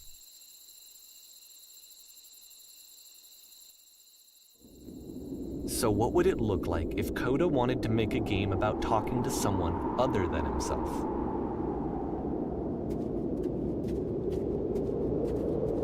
I like this one. To me, this environment is meant to represent Coda's puzzle, with the two doors on either side and a dark transitional space between. I think that's the thing, though, is like the development of this game. It was intended to be like, hey, the person that made this doesn't have a friend that they can call, which, you know, the relative theme and energy of the game is fairly dark, right?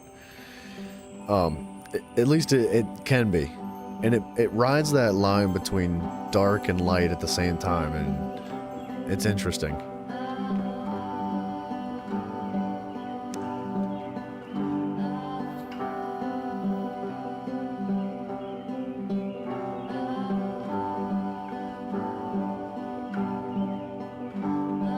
You'll notice that the quality of the art is a step up from previous games, including this new and improved chat system, which he started using from this point on. From here on out, he begins putting much more effort into the visual polish of his work, and this particular game took 2 months to create as a result.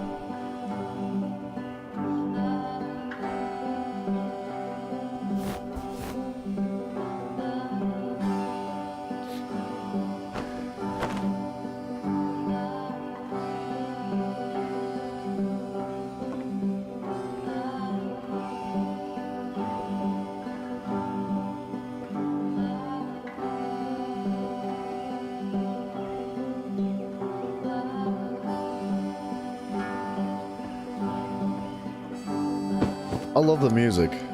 I really do.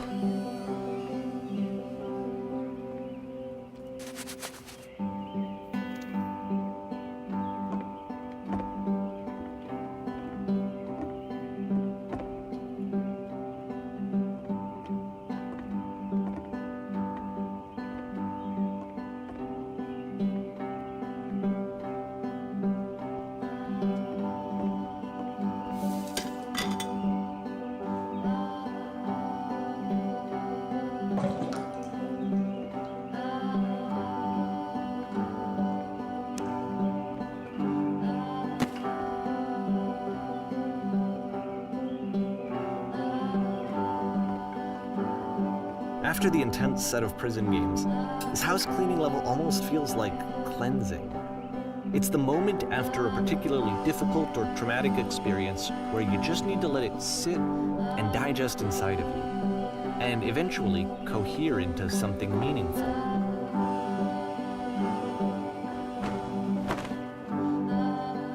I know that Coda really liked this game.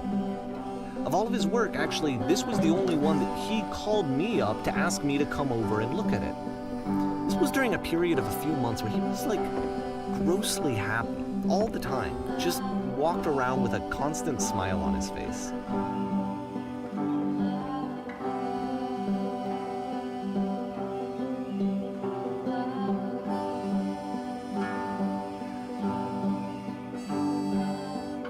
Housekeeping.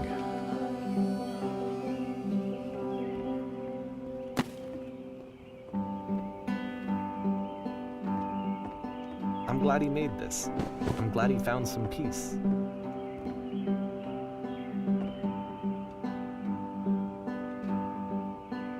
But, of course, it can't last. The music stops, your companion is gone, it's time to leave. The door at the top of the hill is now open as well. Again, you can't stay in the dark space for too long. You just can't. You have to keep moving. It's how you stay alive.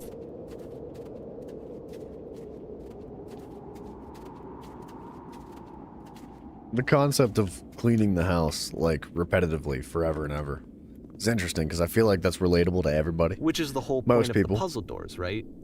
That sooner or later you have to pick up and move. There is no end to it. I really thought that And there's was the like point some of it. level of peace and gratification to that concept, that there is no end, but also like, This do I one have to do gets a this again bit kind of deal? goofy.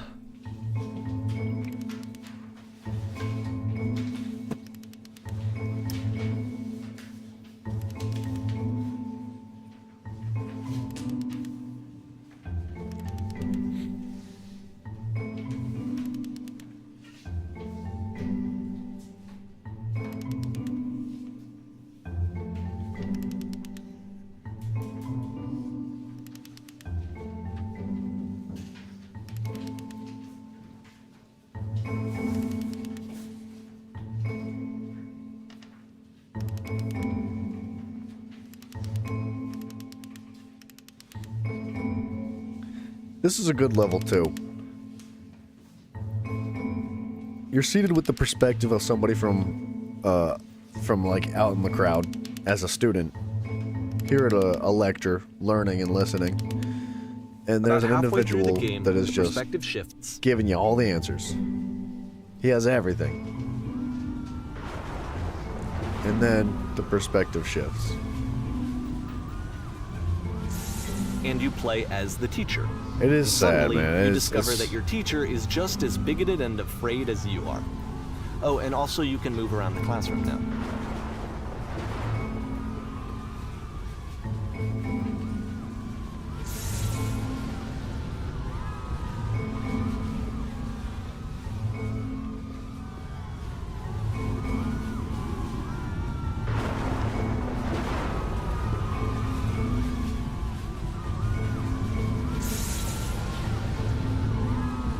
I fell pretty hard for this one.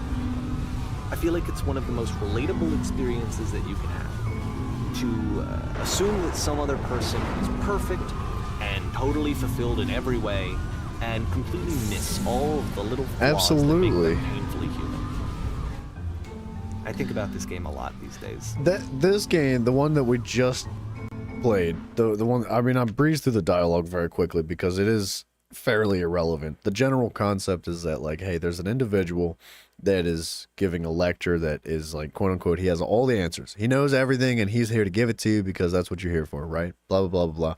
And then the perspective shifts from the student to the teacher, and you see that the teacher is equally as terrified and freaked out as everybody else.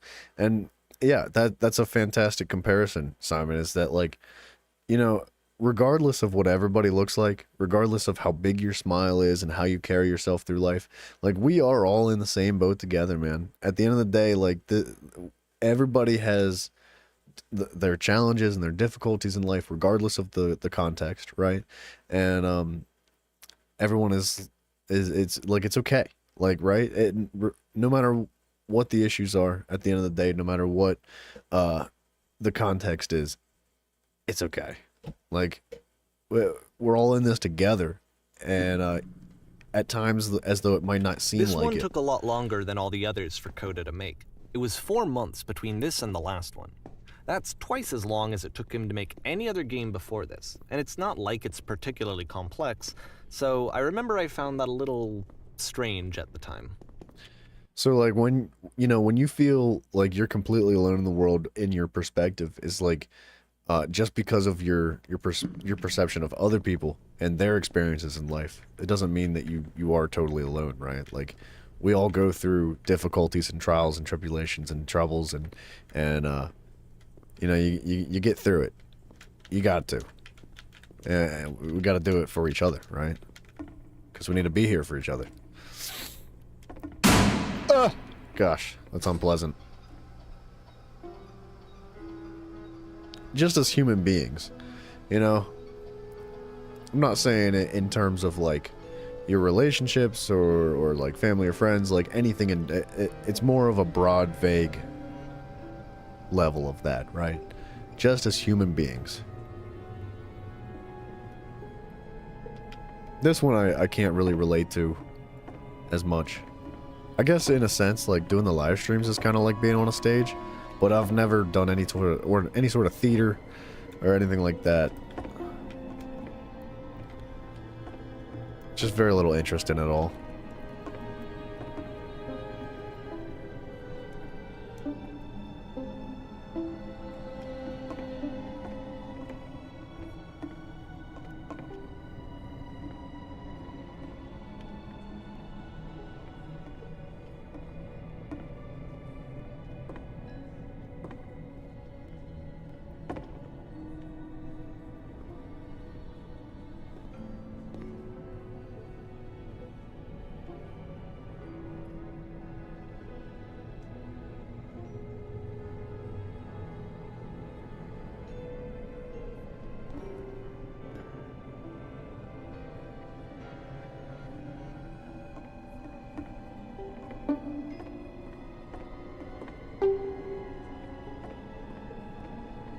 Mafia Bill, dude. Hi, buddy.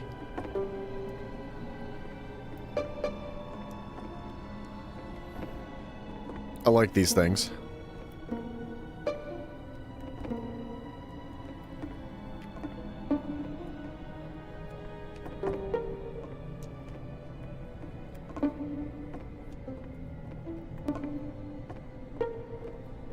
Trying to like... Yeah, that's what I wanted. The 3-piece combo.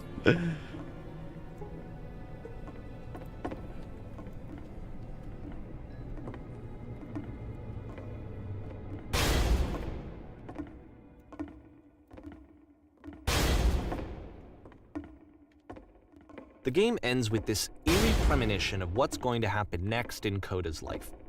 The solution to social anxiety, to fears of having to perform and having to chase success, the answer for Coda is to withdraw, to hide himself away. Which is what leads to scenarios like the stairs that slowed you down several games ago, where it just becomes harder and harder to access Coda's inner landscape because he keeps retreating. He just keeps backing away from possible connections to anyone other than himself. And to be honest, I didn't consider it very healthy when I first played this game. You know, it looked to me like he was trying to justify the idea of just disconnecting yourself from the world. And that wasn't what I wanted for him or for his games. Because I feel like a lot of his games are inviting me to connect with this person, to bring him closer. But what can you do? After this, Coda went off and took another 5 months to make a new game. It does make me feel some type of way. Like the concept of the commentator essentially just like throwing himself at the perspective of another person that is developing these types of games. Now as we continue through, like we'll have a little bit better understanding of certain aspects of that, but it makes me feel like odd. It's like, dude, who cares? Like who are you to say what this person's interpretations are, sort of, kind of?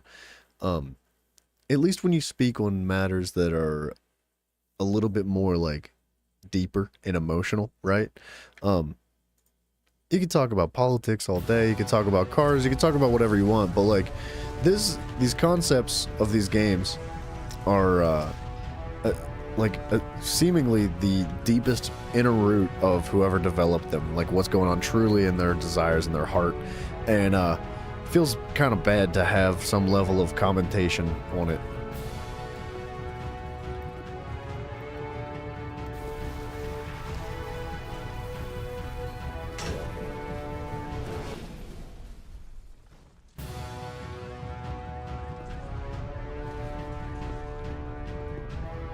You should probably open your eyes if you haven't already. It's pretty much impossible to solve otherwise. And there is a solution, by the way.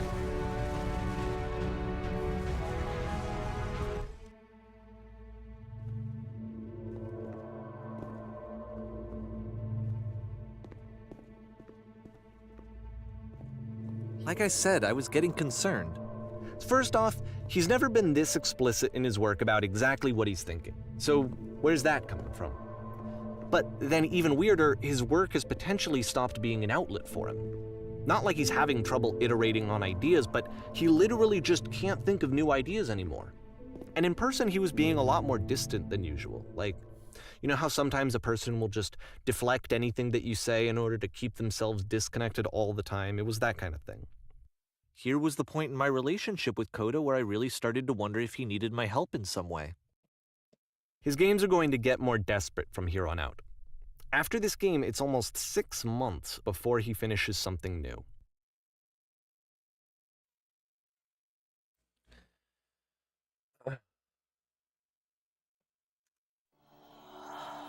To foreshadow just a little bit, with an understanding of the end of the game as well, I do feel like this is just a story, and it's not necessarily real events. At least I would hope not.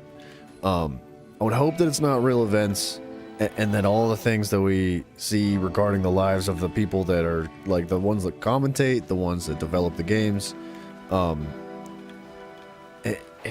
it feels so wrong if it's true. So, like, I want to hope that it's just a story. No worries, Mafio. Take it easy, dude. We're just kind of hanging out.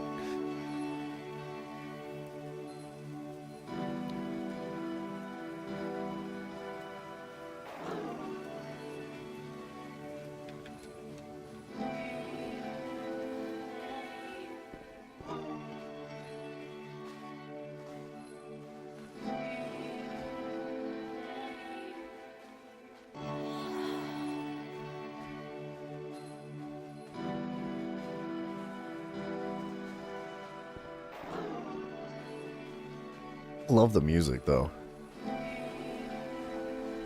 It's so good.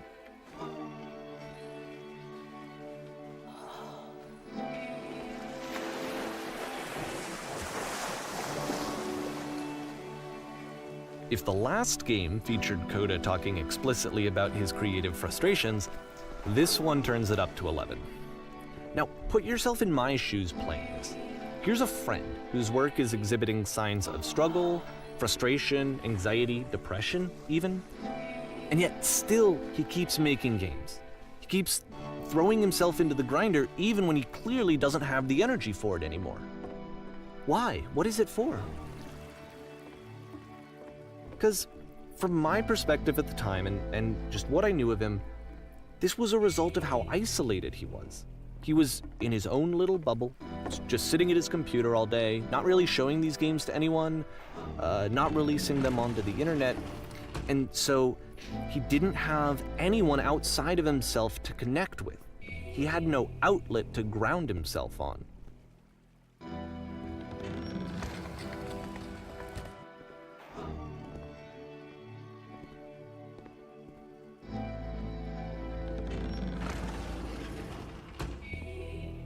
You can't talk yourself out of loneliness.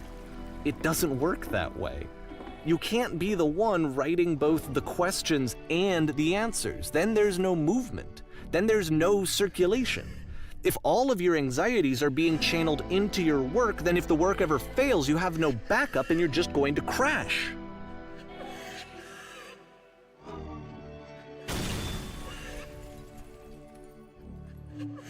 Excuse me.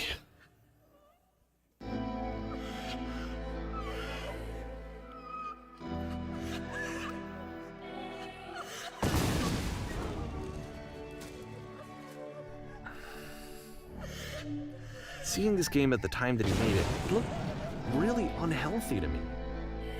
I was watching him do this to himself, and I hated it. I hated seeing him so trapped. It's like, video games are not worth this amount of suffering. Yeah, This is someone I really Ubisoft. cared about. And I used to get so much joy out of seeing him create. For him to suddenly become angry and frustrated like this, it was the worst thing for me. I don't know. This is what I felt at the time. I don't know how else to explain it. I wanted it to stop more than anything. I never felt so rotten. I needed more than I have ever needed anything for this to stop.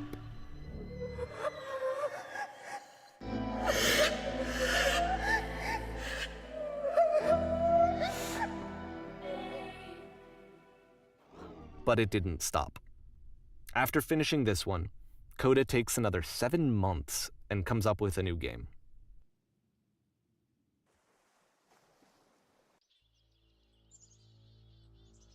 We're kind of nearing the end of the story now. Sorta, kinda. Said the events took place between 2008 and 2011.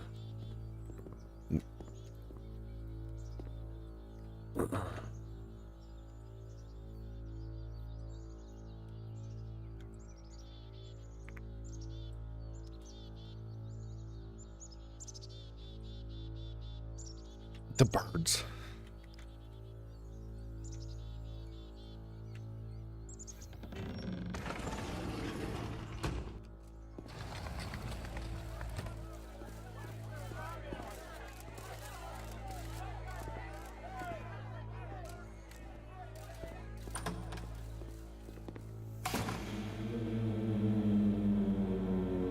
And of course, it's the machine.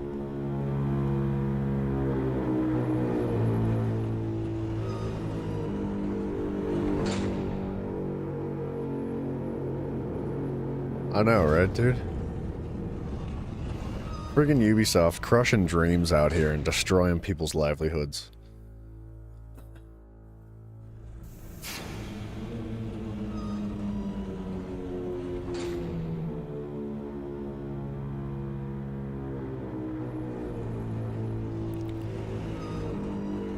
Oh, sorry, I didn't realize I was supposed to select something.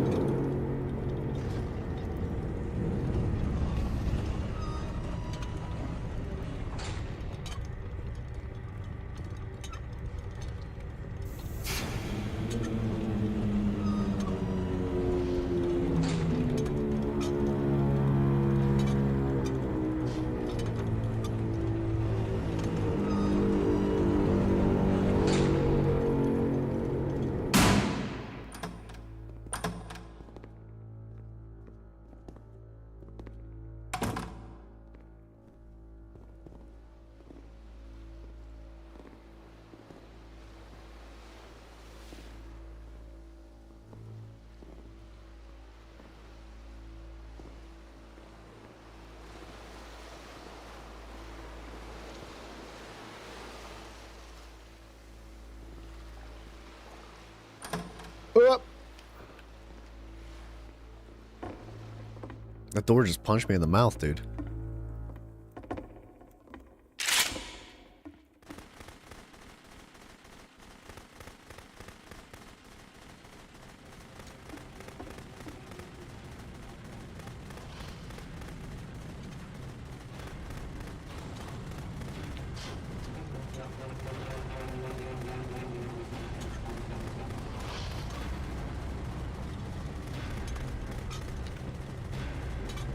So now the work is becoming self-destructive. And I'll tell you, at the time that I first played this game, shortly after he made it, here's what I'm thinking to myself. I'm thinking that Code is stuck in his own head, and that it's having a very negative effect on him, and that all he needs to do is just start showing his work to people, to get some actual feedback on his games. It might get him out of isolation. And so, as I'm thinking this, I realize that I could be the one to initiate it. Because it would never occur to Coda to start actively soliciting feedback, so what if I did it for him? If he could see the difference it would make to have more actual conversations with other human beings, would that bring him out of his mental spiral? Would it give him confidence in himself? Would it bring meaning back into his work?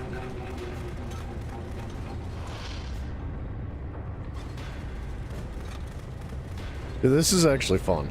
I like destroying the levels like this. It'd be more satisfying if you could cover every single inch.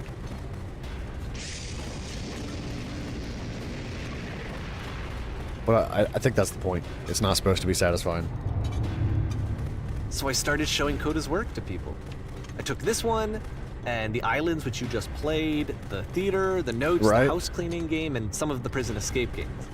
I brought them to people that I knew and trusted. I asked their opinions. And the great part is that they really loved his games.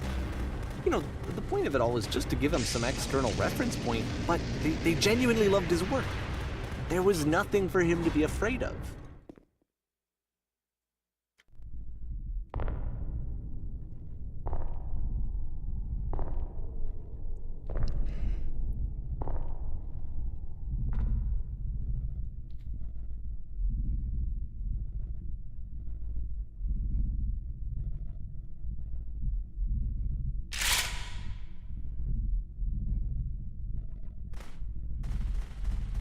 Can you see why I felt like this was the right thing to do? Because it's the thing that I always feel like I need, to be told that my work is good, that I am good. When someone really connects with a thing that I've made, when they see themselves purely in my work, there's nothing that feels better. And I got to give that very same feeling to my friend.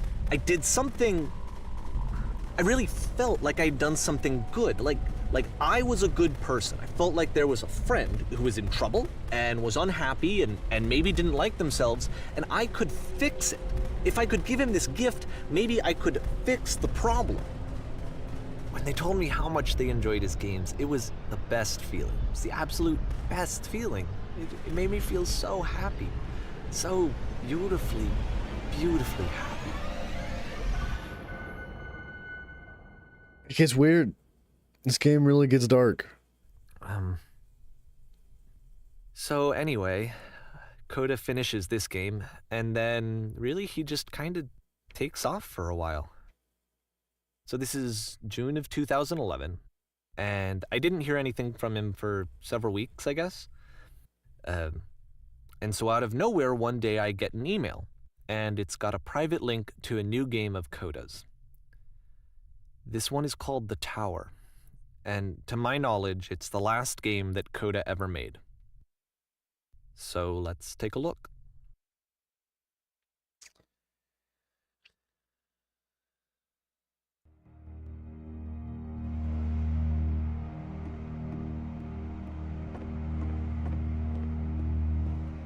And this is where I have trouble saying anything meaningful about Coda's work. Because more than anything else, The Tower just feels distant. It feels like it's trying to distance itself from the world. It's a very cold game.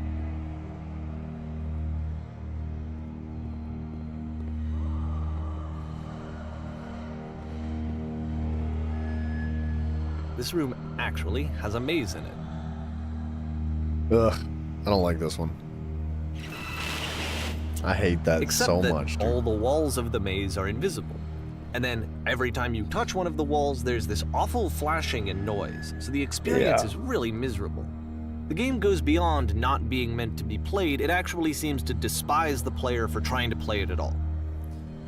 But I do want to show you the rest of the levels, so when you're ready to continue, press enter and I'll put a bridge over the maze.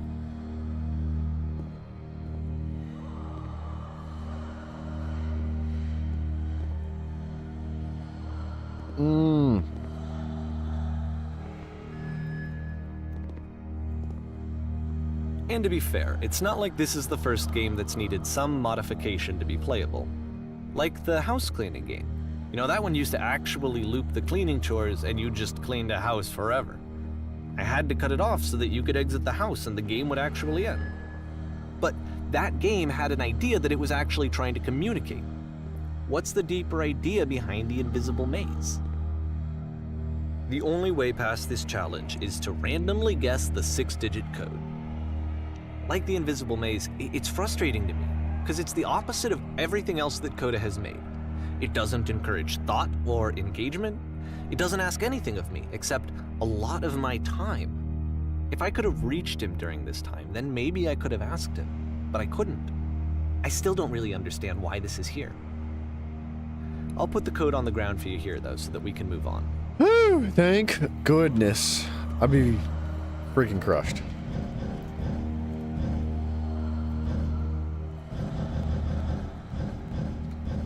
Oops. Aw, that sucks.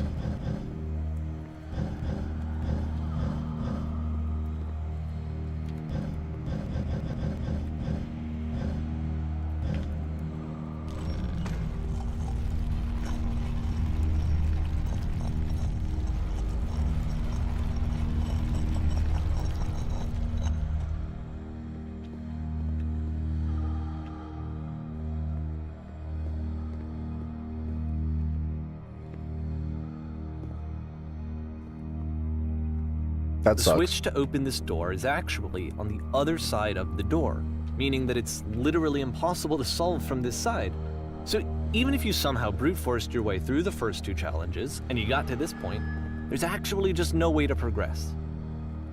And it's scary for me, the idea of Coda cutting himself off entirely, just saying, that's it, that's the end of the conversation, not giving me any way to fix the problem.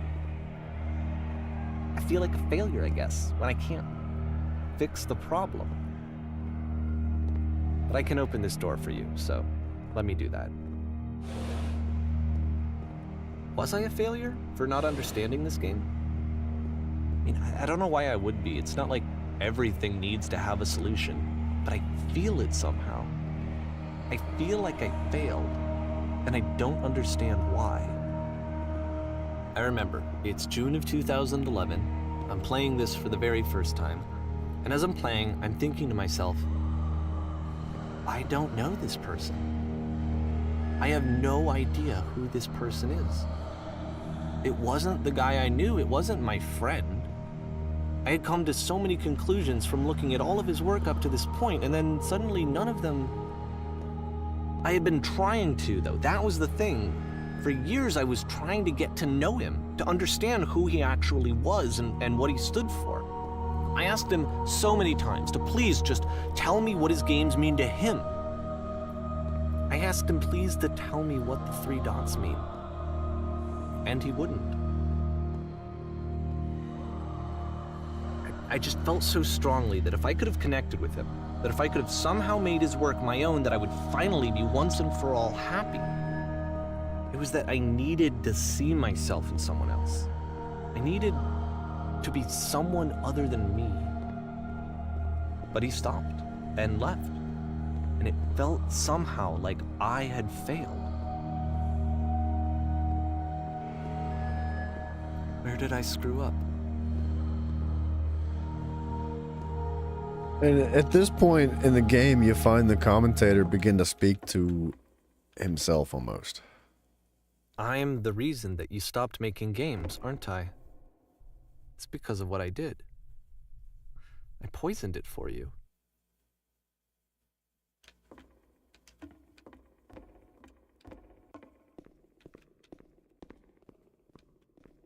I don't think I ever told you this, but when I took your work and I was showing it to people, it actually felt... It felt as though I were responsible for something important and valuable. And the people who played them, they treated me like I was important. They really listened and cared about what I had to say. Even though I was showing your work, I felt good about myself. Finally, for a moment, while I had that, I liked myself. And then you stopped, and I didn't have anything left to show people. I just had to be with myself. And as soon as that happened, there was no feeling at all. Nothing. Less than nothing. What does that mean?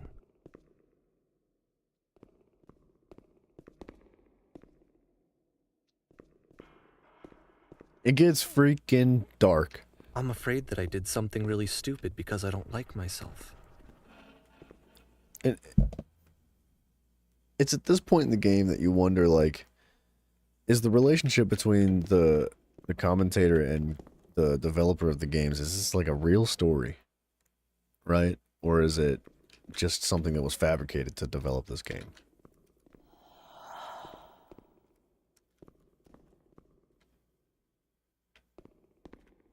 That's why I'm releasing this collection of your work, is because I haven't been able to find any other way to reach you. I've tried everything. And so a part of me has hope that if I put this compilation out into the world, and if I put my name on it, that maybe enough people will play it so that it'll find its way to you, so that I can tell you that I'm sorry. I know I screwed up. If I apologize to you truly and deeply, will you start making games again? Please, I need to feel okay with myself again. And I always felt okay as long as I had your work to see myself in. I mean, is something wrong with me? Because I know that I did an awful thing, and I'm doing it again right now. Like, I'm showing people your work, but I can't stop myself from doing it. That's how badly I need to feel something again, like I'm an addict. There has to be something wrong with me. Can I apologize? What if I tell you I was wrong? Will that work? Will that fix it? I don't know. I don't think it will, but there's nothing else that I can do. Just tell me what you want. I'm sorry. I'm sorry. Please, start making games again. Please help me. Please give me some of whatever it is that makes you complete. I want whatever that wholeness is that you just summoned out of nothing and you put into your work. You were complete in some way that I never was. And I want to know I want to know how to be a good person. I want to know how not to hate myself. Please. I'm fading, and all I want is to know that I'm going to be okay.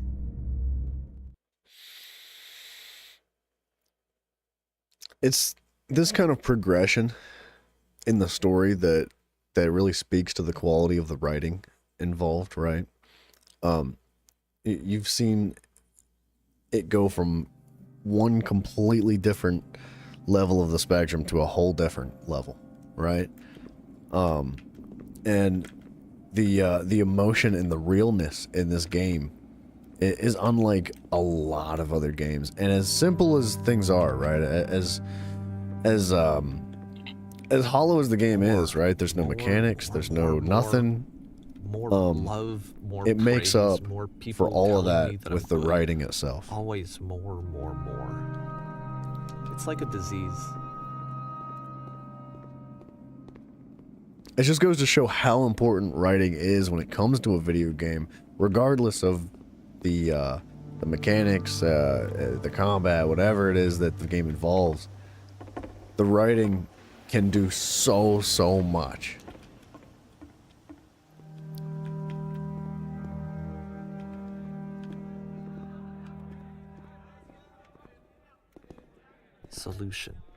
Solution.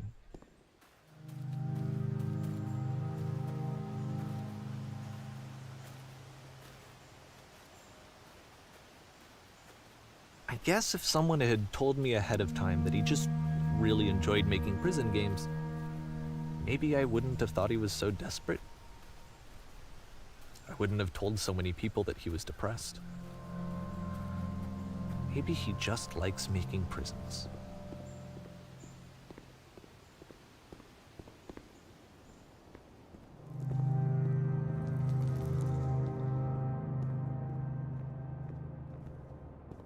Even now, the disease is telling me to stop. Don't show people what a shitty person you are. They'll hate you.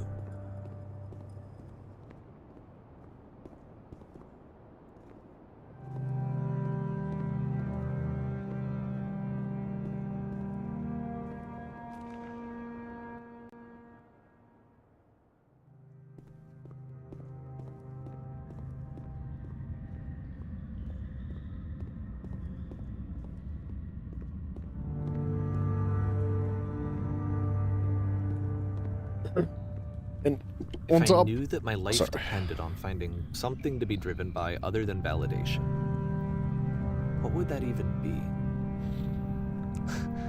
It's strange, but the thought of not being driven by external validation is unthinkable. Like, I actually cannot conceive of what that would be like.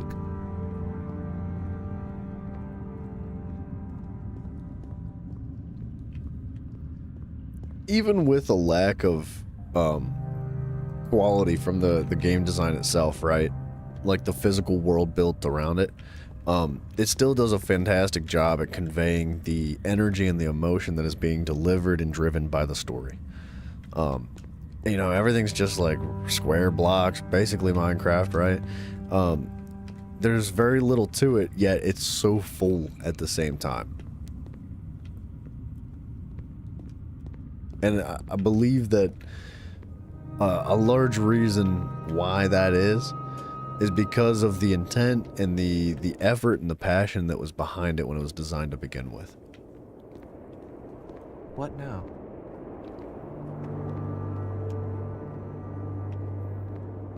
It's clear that this game was developed with a very strong level of energy and passion. And it is conveyed I'm sorry, very well. I know that I said that I would be here and I would walk you through this, but I'm starting to feel like I have a lot of work to do. I have a lot that I need to make up for, and so I'm just gonna... Okay.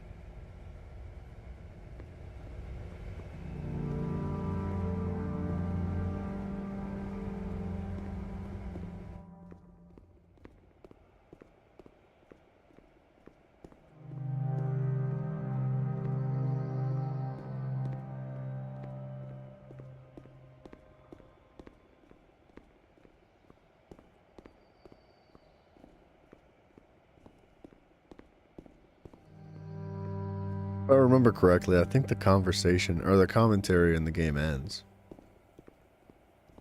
Like, that's just it. Radio silence from here on out.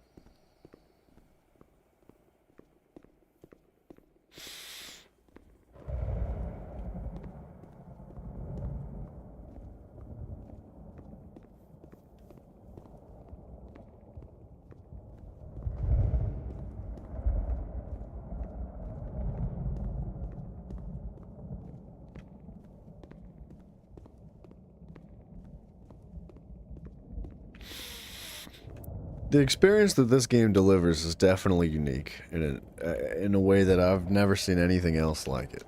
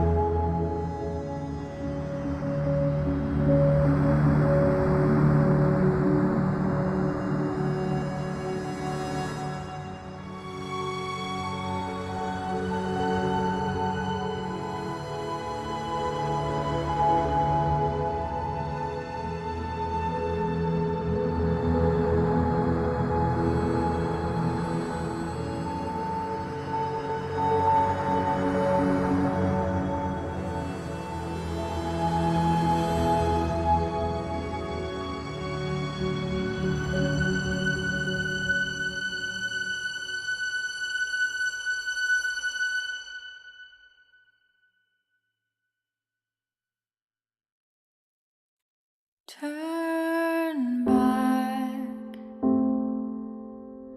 Turn back from this cave.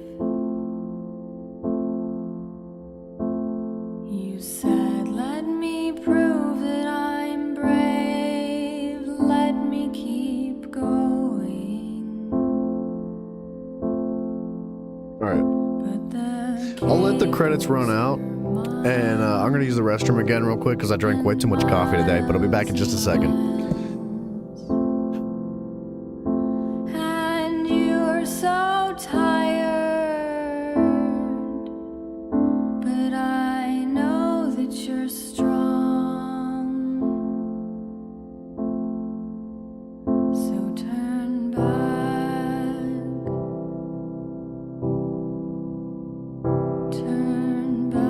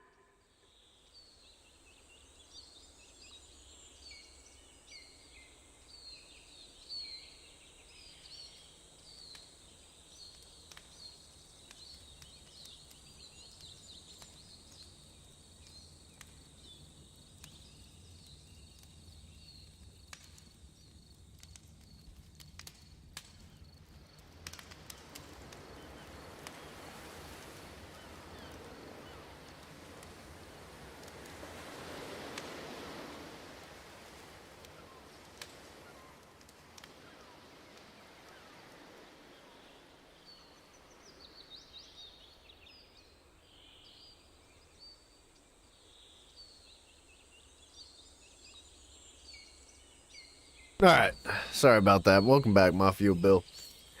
Dudes, today's been a mess. An absolute mess. I know I've said it a million times already, but I'm so disappointed in that we can't play Assassin's Creed, man. I really, really was looking forward to that. And I think that it was this was a very suiting game to play in place of it.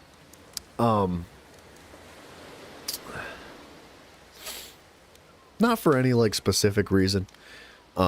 Just to kind of fill that gap of, like, man, I was looking for something nostalgic and meaningful, and, like, even though, like, this is a very recent discovery of mine as a game, it doesn't necessarily hold the level of nostalgia that that the Assassin's Creed series does.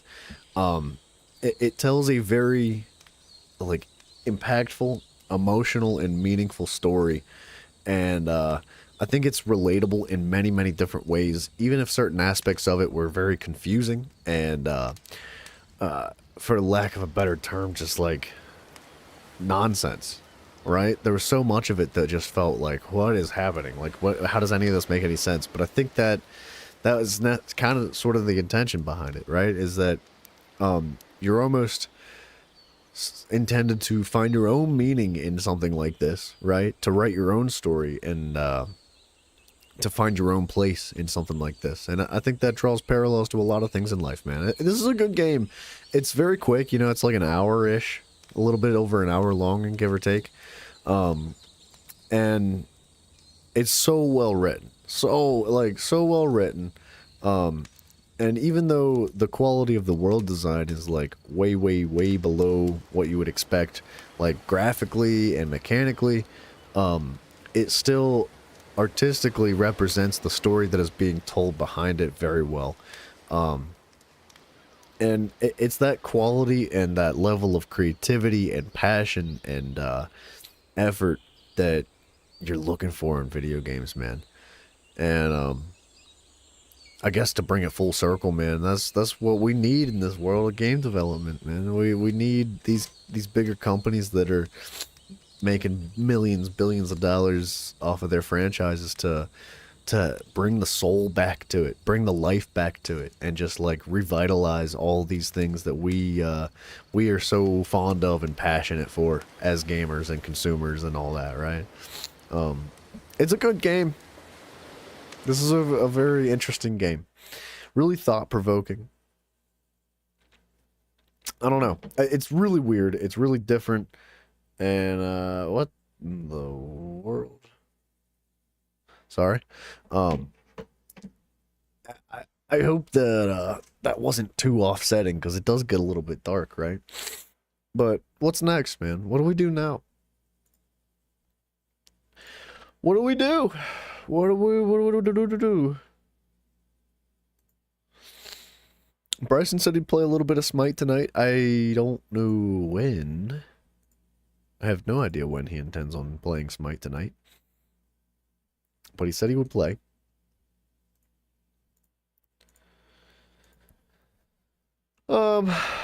We can't really start a new series today. I'm looking for something just to fill the gap between here and when Bryson gets on. Today just didn't go as planned. It's one of those days. Everything just fell apart.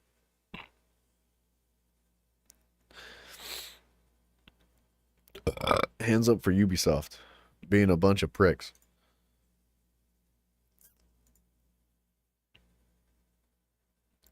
I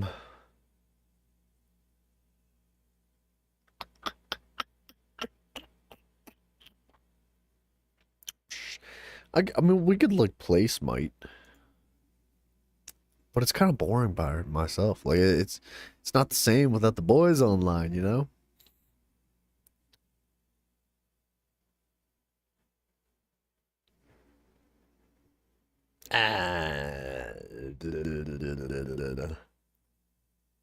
Dang, son. Sea of Thieves is 50% off right now. I'm like browsing through Steam just out of curiosity.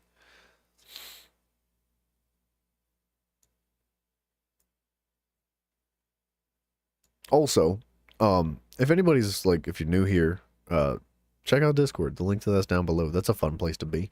And if you have any game recommendations, I'm absolutely interested. I have what looks to be, like, what I thought was gonna be 5 games just like thrown out the window with Assassin's Creed just taking a crap, which is really sad. Dude, I was so stinking excited for that series. So excited.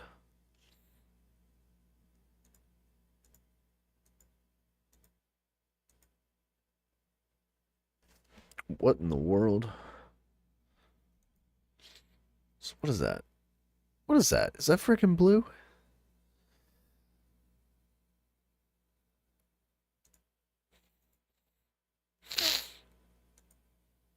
Warhammer looks good. Total War Warhammer 3 looks interesting. Looks like a potential pickup in the maybe distant future. I'd rather wait till it goes on sale or something like that.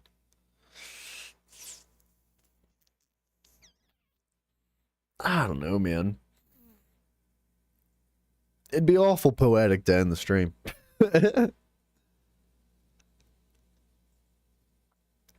But I think regardless, in the meantime, in between now and the next stream, which is going to be tomorrow, by the way, subscribe because you got to be here for it. Also, I think that I would love to do a little bit more troubleshooting in my off time to try to figure out what the heck I can do to potentially fix Assassin's Creed. Because I don't think I'm really willing to just give up on the series yet. I really, really want to fix it. If there is a solution, if I can find a way to solve the issues, then you can expect more Assassin's Creed. Absolutely. But if I can't seem to find a solution, then I guess we'll be moving on to something else. I have a few games left in my arsenal that I've been holding back on, holding the trigger on, and we could definitely pick those puppies up. The Witcher 3 being one thing. I should like to find a game that I would play when I have gaps like in this video. Yeah, dude. I totally 100% agree with that statement. I need something to fill the air. Something for these in-between moments, right? Though I wasn't anticipating today to go this way, right? I didn't expect to be just like trying to find another game, like scrounging for it. Dude, I had how many is this? I was gonna do a series of Assassin's Creed 1, 2, Brotherhood, Revelations, Assassin's Creed 3, and Assassin's Creed 4. That's what, 6 games? I wanted to play 6 Assassin's Creed games, and it looks, as of right now, like it's just not happening at all. I don't know if we're gonna get to play any of them. I'm gonna freaking do my best. I don't want to troubleshoot for it like on stream at the moment because I feel like that sucks for everybody. So I'll do my best to solve the issues in between. But yeah, we need some in between games. I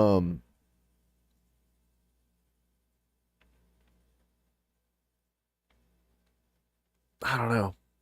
I think this I hate to say this, but I think we will wrap this stream up here. This was like the most backwards day I've ever had, but sometimes it's like that. Sometimes it's gonna be like that. Life's gonna throw you curveballs, and it is what it is. You just gotta get back up and keep moving. But we're gonna pick back up tomorrow with something better, something more exciting, something more enjoyable, and hopefully smooth, baby, smooth. I guess for future reference, now I know that, like, first of all, Ubisoft, bad, no. But other than that, I need to be a little bit more prepared when it comes to starting a series of games. Because I wasn't ready for this. They hit me today.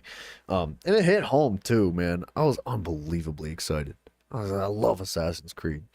But either way, yeah, anybody hit me with ideas for games because I would absolutely love it. I would be very, very grateful. Terraria is a potential game. That could almost sort of kind of be an in-between game, but I don't know. I need to get hooked in that game. And Minecraft's always a thing. It's been a hot minute since we played Minecraft, so we may see us jumping back into that real soon. But either way, Thank you guys. Yeah, man, it just feels bad. It feels gross ending the stream right here. But I don't know what else to do, man. I gotta fix these issues, and I'll touch base back in with you guys here soon. If you want to keep updated, stick on to Discord, that kind of stuff. But dude, anybody that stuck with me through the madness, thank you so much, man. I know I already said it all earlier, but like, dude, I love you guys to the world, or to the end of the world and back, and forever and ever, man. You guys are awesome, and hopefully I get to catch you in the next one. And I can't apologize enough for the lack of quality today. So I'll make it all up to you guys. I promise. It's an absolute guarantee. Beaver approved guarantee stamp. So Witcher tomorrow, potentially. We could maybe play The Witcher tomorrow.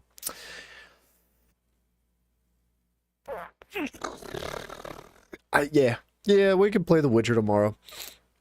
I really would like to start squeezing Minecraft back into it, and if that's the case, right, we'll bounce back and forth between games. So, dude, The Witcher looks good. The Witcher looks like a really good game. I'm impressed with that one so far, and I've tried to stay as far away from it as I can, just because I'm like, I don't want to know. I want to experience it fully for myself in the moment, and hopefully it's as good as it is anticipated to be, because I've heard some wonderful stuff. So, sure.